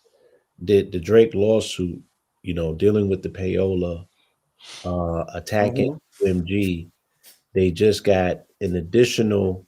It's what's called an amicus brief, right? An amicus means friends of the court. So there's a whistleblower who just filed some motions on top of that particular lawsuit that Drake filed with UMG. And in this amicus brief, this whistleblower put mad documents on file to say, hold on, I'm a friend of the court, meaning that let me explain this to you, court, just in case you don't know the lingo of what's being said. Here goes the proof that I've been doing as an independent researcher that there's a long history of payola. And oh, now that he got his foot in the door and they got to show him the back office, let me come in there too, because he don't even know what he's looking for, but we do. Right. So I think that this is going to set the precedence of having anyone who's able to look under the hood can see without a doubt, right, that there's something taking place that is less than quote unquote, if you know, to for lack of a better term, fair play or fair use. Right. And to add to the record that before Lucian's name was in Drake's lawsuit, he was in Diddy's lawsuit. Yes. So when you talk about the freak offs, when you talk about the shit that's going on with Abercrombie and everything, his name comes up a lot as well. You know what I mean? These high powered small hats who have these fluid freak offs, right? Men and boys and girls and whatnot, fluid freak offs, right? Lucian Grange names comes up doing something real strange for a piece of Grange.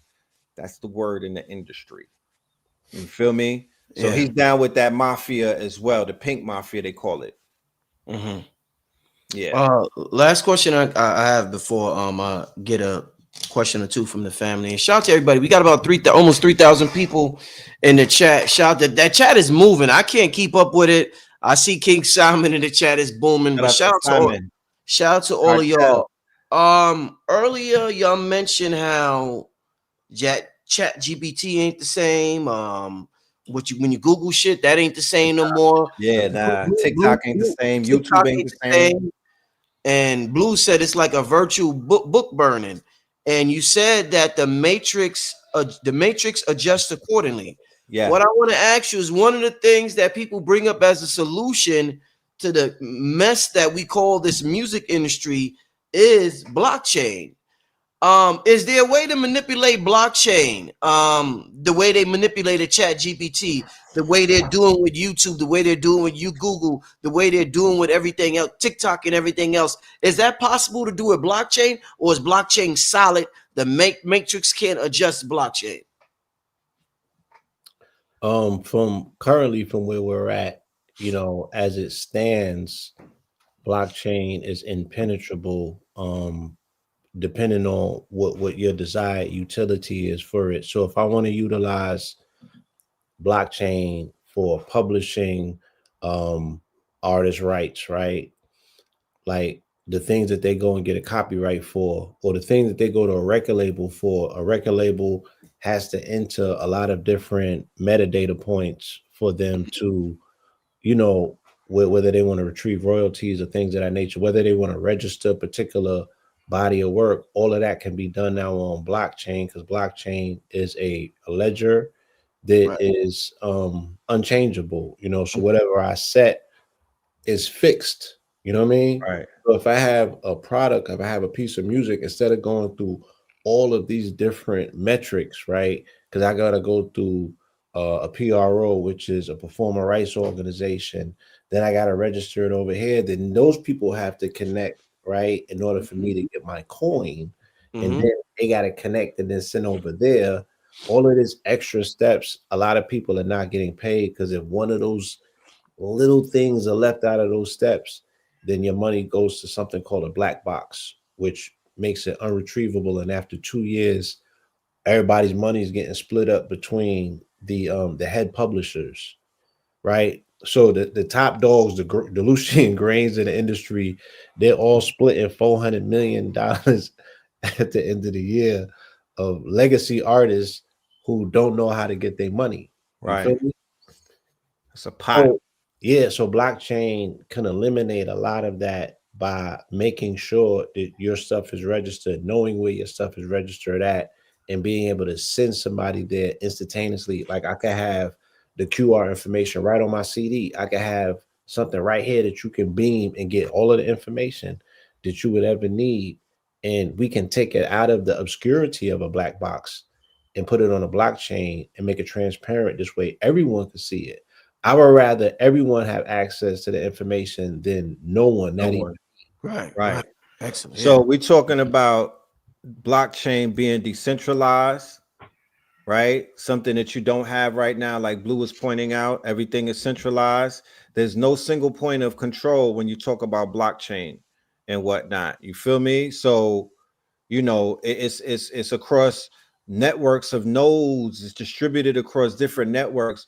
You can't, like Blue Pill said, when you upload a video and whatnot, unless you are, you can't overwrite the data. You know what I mean? You can't manipulate the data. Once it's on the blockchain, it's on the blockchain. It's a open ledger. It's accessible to everyone. You feel me? You can't hide things on a blockchain. It's open ledger, like a open book. You know what I mean?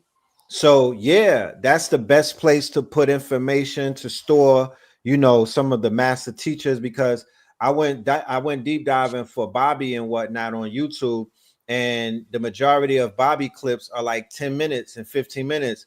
I got lucky by pulling some of those 5 and 6 hour ones, but that wasn't the amount. It wasn't like it was 3 years ago. No, it was not frequent. Not frequent. No. Phil is not there. Delbert is not there. Bobby is No. not there. Sabi is not there. Like they literally No. have scrubbed the quote unquote internet of the master teachers. And I know why they did it, because they're building these large language models off of, they're scraping the internet and they're building the large language models off of all of the data on the internet. So before they start training these models, they got to scrub the internet of the information that they don't want to train the models on. You know what I'm saying? So like the brother you brought on the show who was able to speak to the Akashic records through GPT, right? They don't want you to be able to do that when you speak to the GPT about health, because it's going to pull up some Sabi shit that it found on the internet.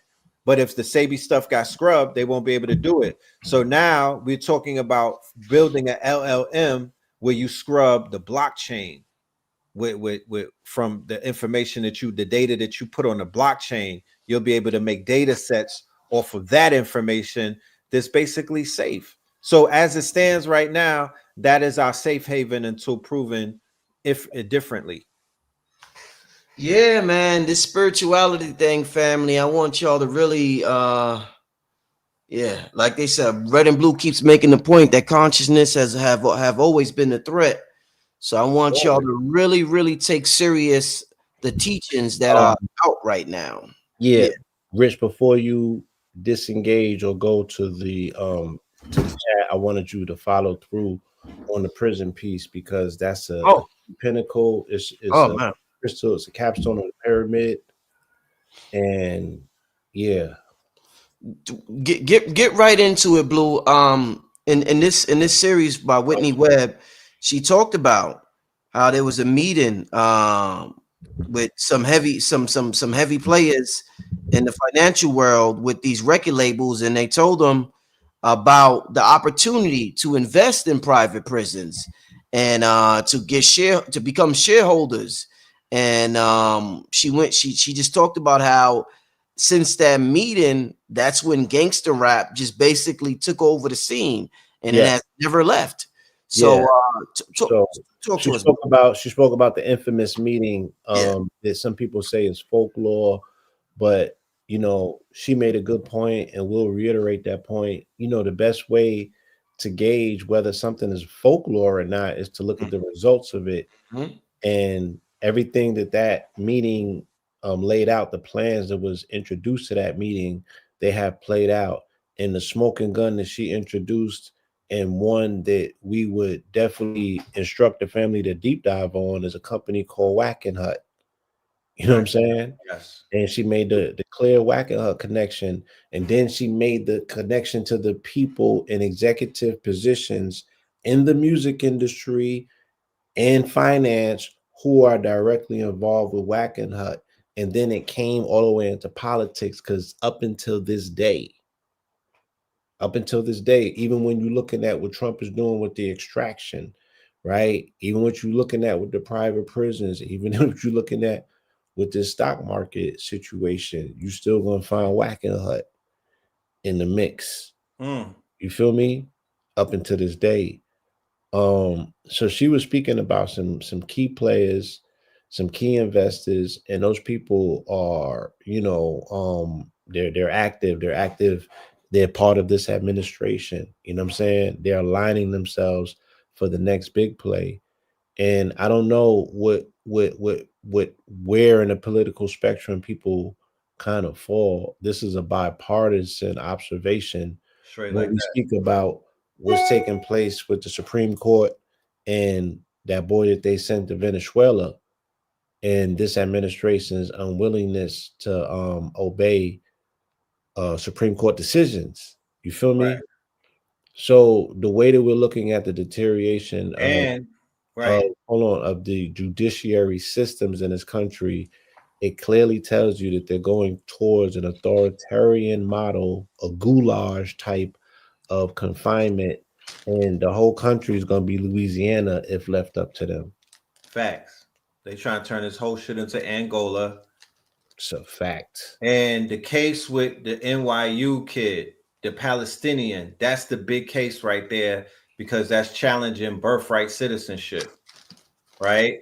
So there's two huge cases right now. It's the one with they sent homie to Ecuador to the prison, right? And it's El Salvador to the prison, and it's the one with I forgot his name. The political activist Political activist that they're trying to deport and whatnot, who is a citizen, right? So those are two huge cases to determine if they're gonna start shipping the niggas across the motherfucking planet. You know, Siberia, El Salvador, wherever they fit. Right. Yeah, it's about to hit the wheels is about to hit the pavement in a minute. Right. So, you know, to make a long story short, family, the synopsis of the article that was introduced in today's conversation is that this amazing investigative journalist was able to establish a very clear and distinct through line between Epstein and Diddy, and the combining factor is that you know, both were involved with some very much seedy small hats and Wealthy oligarchs. you know, and these people, you can literally turn on your TV today and get an idea of the ideology of some of these players and the things that they were involved with. But goddamn, you know, they had a plan for hip hop, and it was executed in a way that a lot of people got real rich, and a lot of agendas got executed, and we were left picking up the pieces once again. You know, and I sit back and I'm like, damn, we continuously get taken. And I don't want to be the person saying that we getting to take advantage of, but we so innocent with our love for the music. You know what I'm saying? Mm. That we're just susceptible to going whatever way the wind blows. And I remember when this energy was taking over hip hop, and I was like, damn, like, you know, once you start going and doing biz and getting locked up, it's just not gonna stop. And it never stopped, and it ballooned into something that was so out of control, and a lot of damage was done, and a lot of families was hurt. You feel me? And a lot of time was lost. And we partied, and we still partying to this day. You Yeah, know, and the quote unquote the people who are responsible for it, the usual suspects, they're still on the stage. Joe Biden was instrumental in the quote unquote crime bill. There was an alignment and you know with this meeting, right? Bill Clinton, instrumental in this whole thing, this conspiracy. These people have a lot of blood on their hands, and they are still energy harvesting our people. They're still allowed to stand in front of our people and not get pelted with bottles and tomatoes and eggs and whatnot. They're still able to come to hoods and feel safe. The shit is crazy.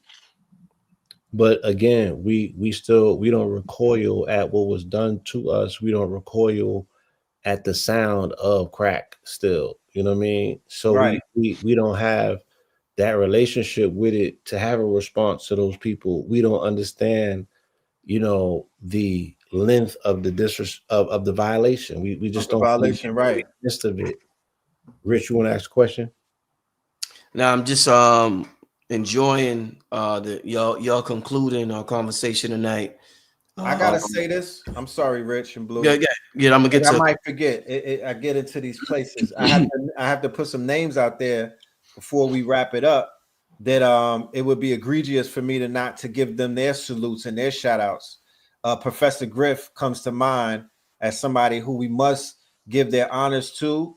Hakeem Green from Channel Live, he gets a shout out and whatnot because he did an excellent show on Doggy Diamonds years ago that really opened up my eyes to the quote unquote black music, what they call race music, and how it got infiltrated. Brother Panic, when he did his video of the CIA and hip hop, we gotta give him his big ups. Black Dot, of course, he has to get mentioned, you know, thoroughly. AA and his deep dive into like the aesthetic nihilism and things of that nature. Hold up, I'm sorry to cut you off. Shout out to him. I think I don't know if Black Dot still. I'm sorry. It's just like I hope Black Dot's still in the crowd.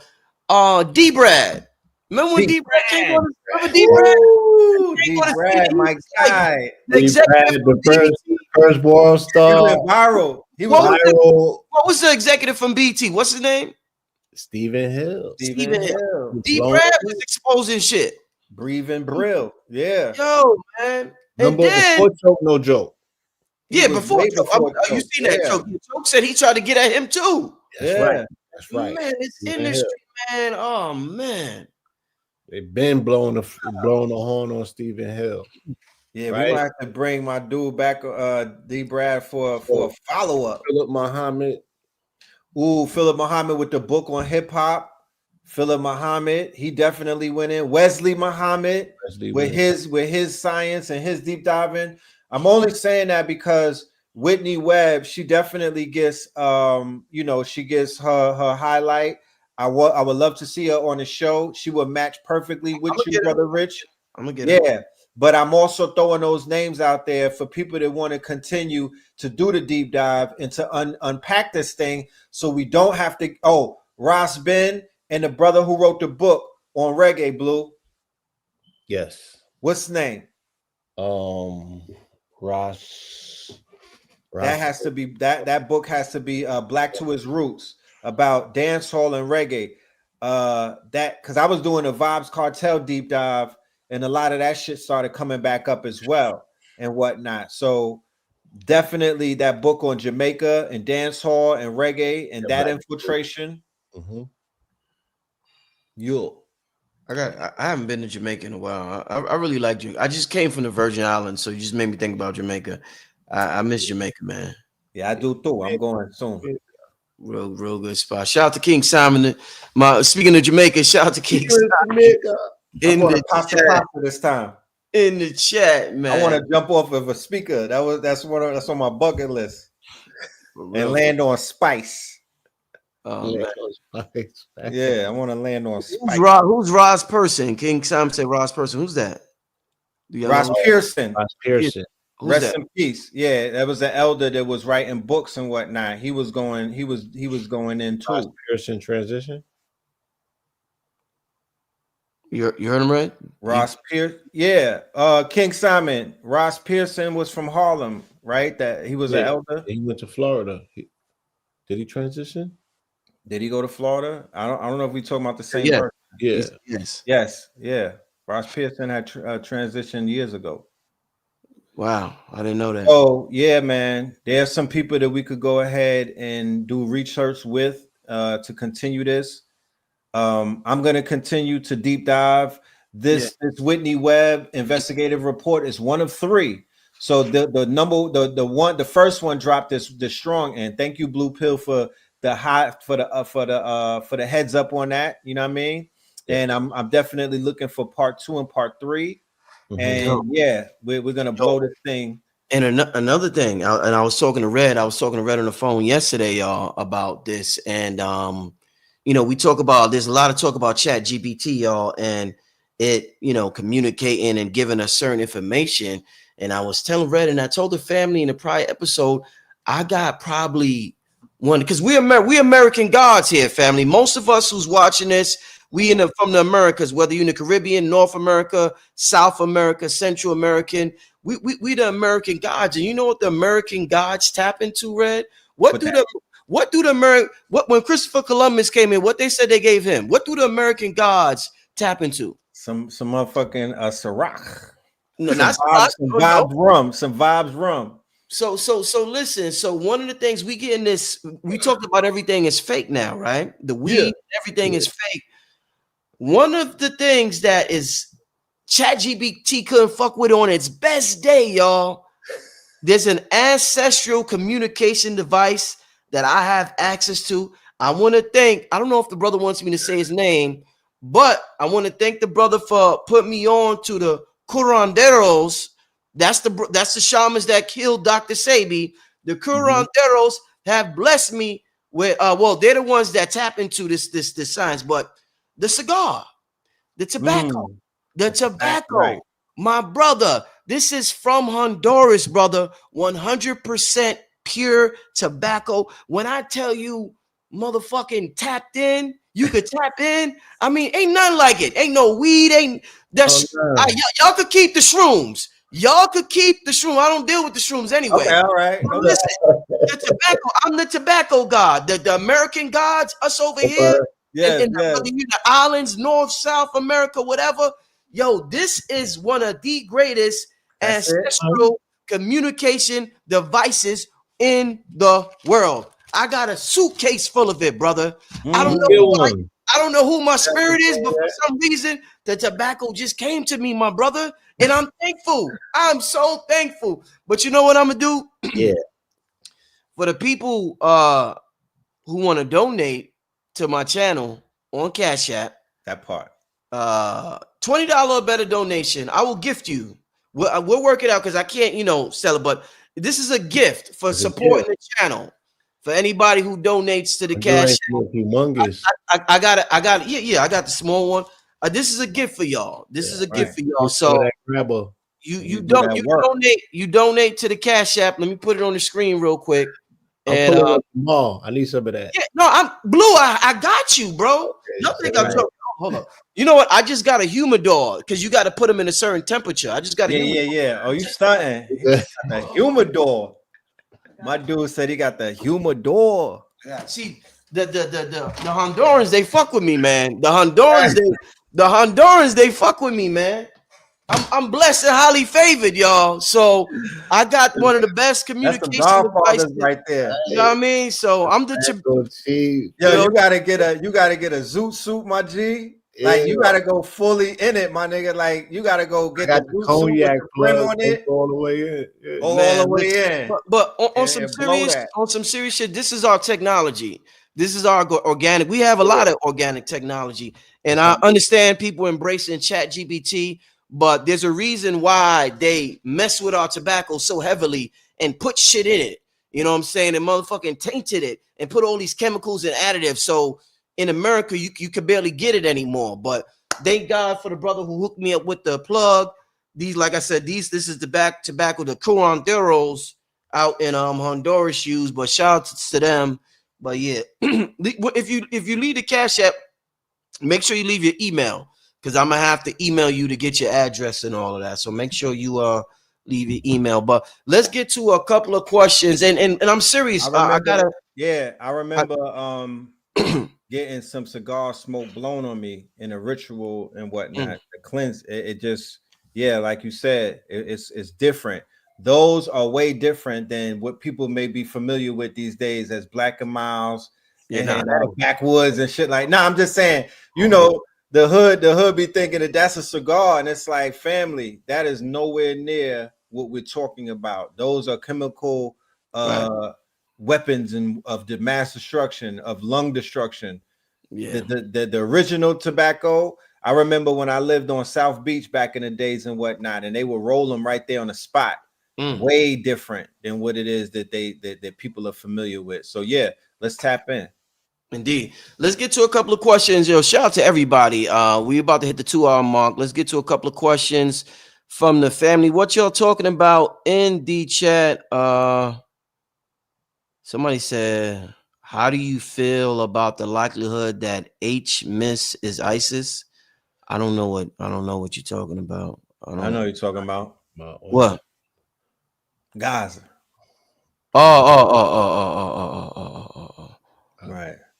Okay. Somebody asked, did you try to chew the tobacco yet? No. I'm just smoke. I just smoked it. And you don't even have to inhale. Just the smoke alone, in the atmosphere. You could just light it and let it sit there, or you could smoke it or whatever, either or. Right. But no, I didn't chew it. Not at all, y'all. Not at all. No doubt. Not at all. But let me see. Give me some questions for Red and Blue. Let me see. Can the pillar speak on the connection between Drake's uncle Larry Graham? Bobby said his bass sound was bringing in the Muse entities. Diddy was brought in to remix the sound with sample/sound loops. All right. So I saw a documentary on Sly and the Family Stone, right? And it's one of the best documentaries that I've seen in a very long time. I think Amir Questlove was behind it. Questlove has been doing a lot of, I guess this is his community service for shit that he's did in the past. But he did the thing on Harlem on the Marcus Garvey Park, the 60s. Yeah, the Soul series. Right. And then he came with the Sly and the Family Stone documentary. And Drake's uncle, Larry Graham, started out with Sly and whatnot. You know what I mean? He was on the bass. You feel me? And Sly is a beast. You feel me? Sly, going back to what I was saying earlier about that sound that they tried to infiltrate and they wanted to stop. Sly is one of the main ones that they wanted to stop. Sly is one of the main ones that they wanted to, quote unquote, dilute his sound and whatnot, because he was tapping into dimensions. He's the one that gives Parliament, George Clinton and them, the shit that they got. He gives them their sound. But Sly eventually gets addicted to the drugs and things of that nature. White girl on both sides, Becky's and the cocaine. And it eventually turned from freebase to crack. Him and George Clinton was like, yo, we was going on crack escapades. You talk about going to another planet, my nigga, Parliament, the spaceship. Yeah, it was like that crack pipe was beam me up, Scotty. So Larry Graham was like, nah, I can't fuck with it. He was living in LA with Sly in the mansion, and he was like, it was just a little too much. And then he wound up bouncing and doing his own thing and whatnot. But yeah, around that time We're talking about the early 60s. We're talking about that whole Vietnam protest era, and Sly and the Family come through with a slew of hits. And they break barriers. They break barriers. They create a new sound. Right. Wow.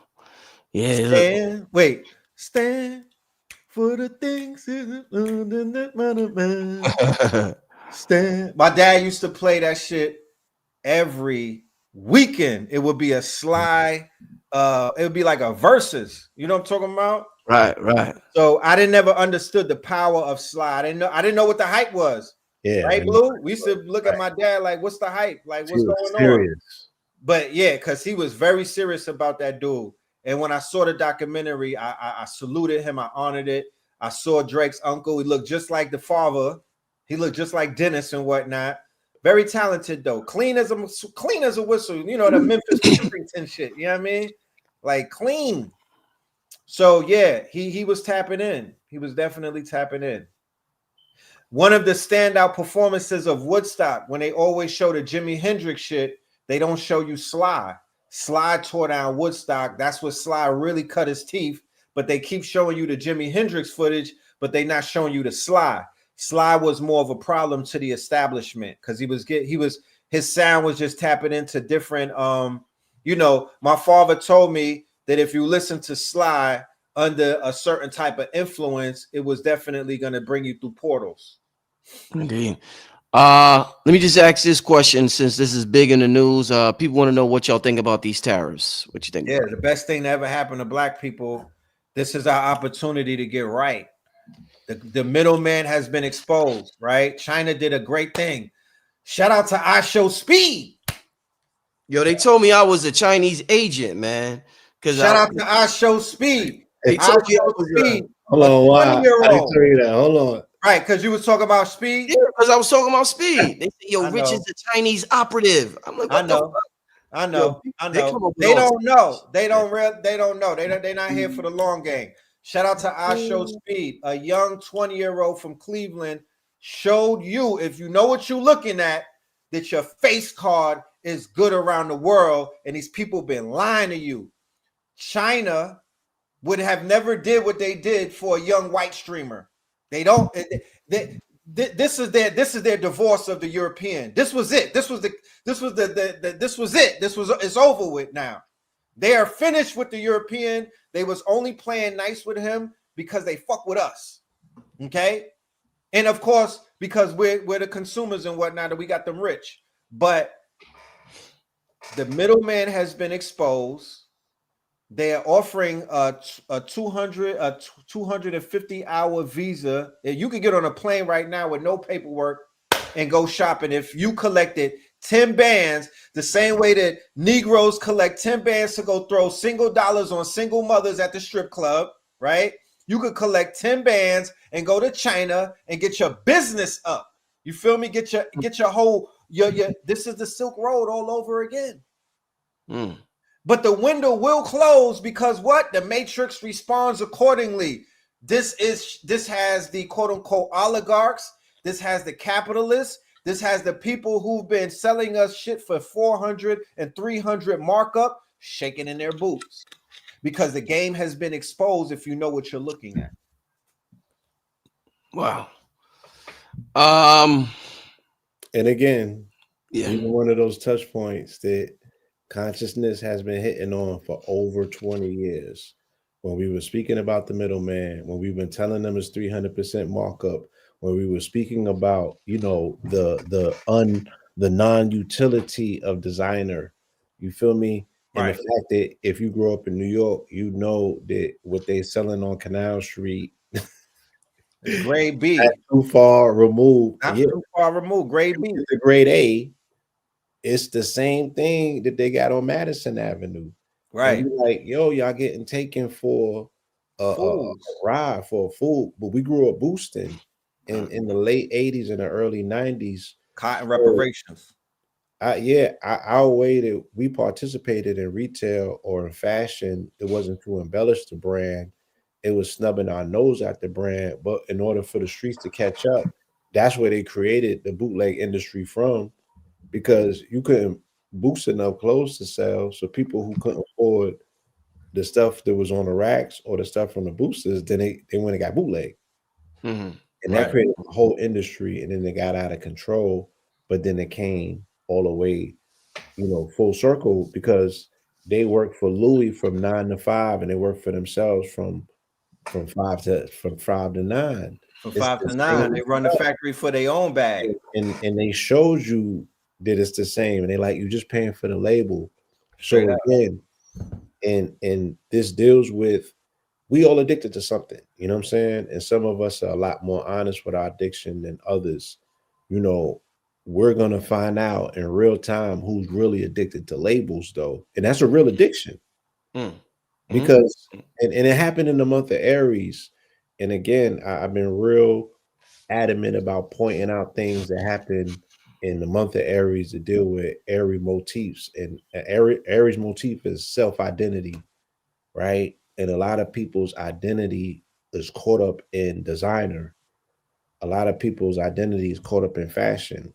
I know what I'm looking at, because I was borderline there maybe in 1990 or 91. You know what I'm saying? When polo was part of our identity, it was the outer layer of our skin. You know what I'm saying? And I see the same thing happening. I know women who did some strange things for a pair of Donna Karan jeans and Moschino and all of that, and it was marked up. So it's like, damn, you only did that for $3. Man, oh man, oh man. But yeah, it just my thing is this, Rich, that the parallels between bootleg culture, the fact that all of the designer, the things that people were putting all of this energy into, at the end of the day wasn't worth shit, right? It's juxtaposed on hip hop culture. All of the things that you put all of this energy into P. Diddy all of these years. Oh, it's all about the Benjamins. Oh, that. You know what I mean? People literally spending their last to go to a white party, wanting to keep up with the Benjamins, wanting to keep up with the Combs, wanting to keep up with the Jones and whatnot. Fast forward, Black people don't have shit. They don't have no institutions, nothing that can stand. There's a conversation going on between billionaires and oligarchs, and you're not in it. You know what I mean? We're only in it as customers. So something has to change, because all of that shit that y'all was dying for and quote unquote going to jail for, at the end of the day, wasn't even worth nothing. It was all a facade. Black excellence was a facade. It's more black decadence than it's black excellence. That whole shit that P. Diddy was pushing, that is a facade. Niggas running around because they got on Gucci and everything. You see these niggas in Atlanta, they got on designer and I'm black excellence. Nigga, what are you doing? You fixing credit and now you black excellence? Yes, because it was it got waddled down to an outward expression of how you can dress yourself, how you can package and present yourself, to say that, yeah, I am part of the all about the Benjamins.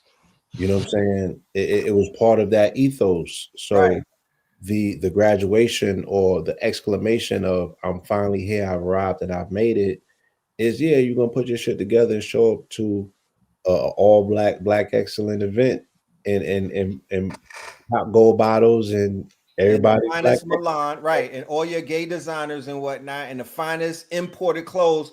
Whereas you got your peoples in them are making clothes, your peoples in them are doing tailors stuff. You're not pushing that, but you're still pushing this idea. So the other day, they have the most valuable company in the world was LVH, right? The Louis, the Moet, the Hennessy, all of that as a bundle, all nigga shit. LVHM, yeah, LVHM, all nigga shit, from the designer to the shit you drinking. All lifestyle, right? All lifestyle. Rich, they looking for your Cash App. Just write that in the chat while he talk. I'm listening. And another company took that over. I'm trying to remember who it was. The donation is 20 or more, by the way, y'all. The donation is 20 or more. But go ahead, Red. Go ahead. Somebody just took over LVH. Right, and it has something else to do with our culture. Whereas we have these conglomerates that have built up off of our poverty consciousness, off of our pain, off of our wanting to belong. Remember the Gucci boycott? What happened to that?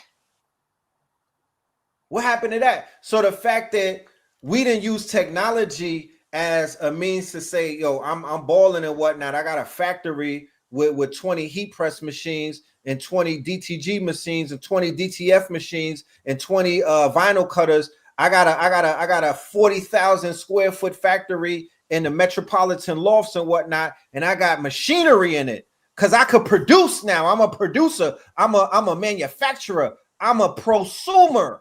Right? That wasn't our flex. Our flex says I could blow money fast. It's all about the Benjamins. I could keep up with the Jones. I'm chilling with Puffy with the all white and all of that stupid shit. So all of that gotta go. I'm glad to see it all die and whatnot. It couldn't die faster.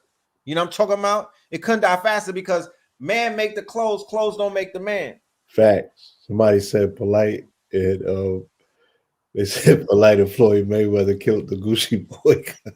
They went it. They did. The Gucci boycott. And they did. Put a buck. I remember Polite wrote the thing for Floyd Mayweather. Yeah, and Floyd Mayweather. He wrote Floyd went and brought and he broke it. It was some compelling. It was a compelling nigga-splaining in the post. Yeah.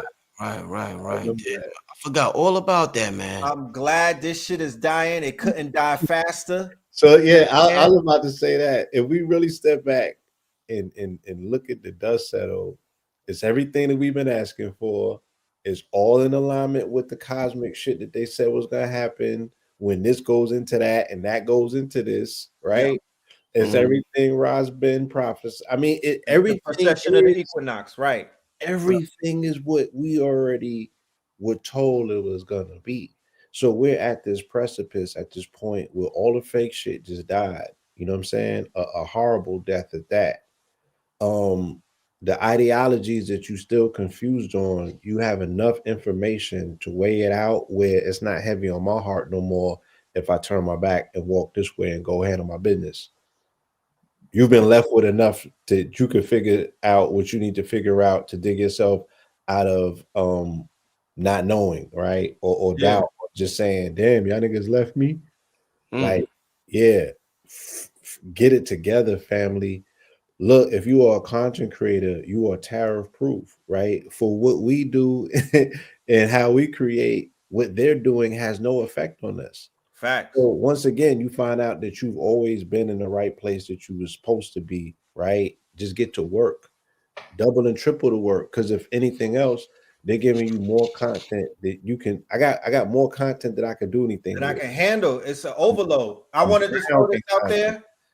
There is a trade show going on in China for 2 months, right? It started already. It lasts all the way into June. Okay. I just got off the phone with Mike today, Blue. I just got off the phone with my China plug. We putting together the package right now. We're going over there. I'm on some I show speed type shit, right? China respects power. What is power? You saw it in the I show speed demonstration. He went over there. The power is his following. He had 35 million people following him, but he went over there with confidence. He went over there with humility, and he went over there as a cultural exchange, right? He didn't go over there arrogant. He didn't go over there going, you know, he has antics and whatnot, but he's 20 years old. You understand? China respects that. They respect power. So we got to get back in our power. Shout out to Ibrahim in Africa. We got to get back in our power. I would love to see Africa turn into what the fuck China is right now. That's the main thing. I want to see Africa turning into a manufacturing empire, a production empire. That's where I would feel comfortable flying over and spending a few bands and whatnot, and to give them people my intellectual property to mass produce it and whatnot. I'll go to them. But in the meantime, between time, I'm going to China. So I'm gonna leave it at that. Indeed. Yeah, it's some like Blue said, this is exactly what we've been asking for, family. I hope y'all really enjoying what's going on and don't get too caught up in the distractions, family. If you really take time to tap in and go inside your Innerverse family. You'll discover what you've always been looking for. I got to get out of here, family. So I'm gonna get out of here now. But I got RFG, the Chosen One, on tomorrow at 9. So you can tune in tomorrow night at 9. With that being said, Red and Blue. Now you know what I forgot. I told people about the Cash App. I forgot, after you get a certain amount of Cash App shuts you down. So the Cash App is shut down. Everybody who said it. Everybody down. I forgot that now. The Cash App might shut you down. I forgot that because I think I got to turn it into a business account or something like that. Yeah, but I'm getting too much bread on Cash App. Yeah, but go ahead, leave your contact information, Red and Blue. I'll talk to y'all about this another show. We'll figure it out another show. But I got, for everybody who said something so far, I got you. But we'll figure it out another show. Yeah, leave your contact info, Red and Blue. At Blue Pillar 44.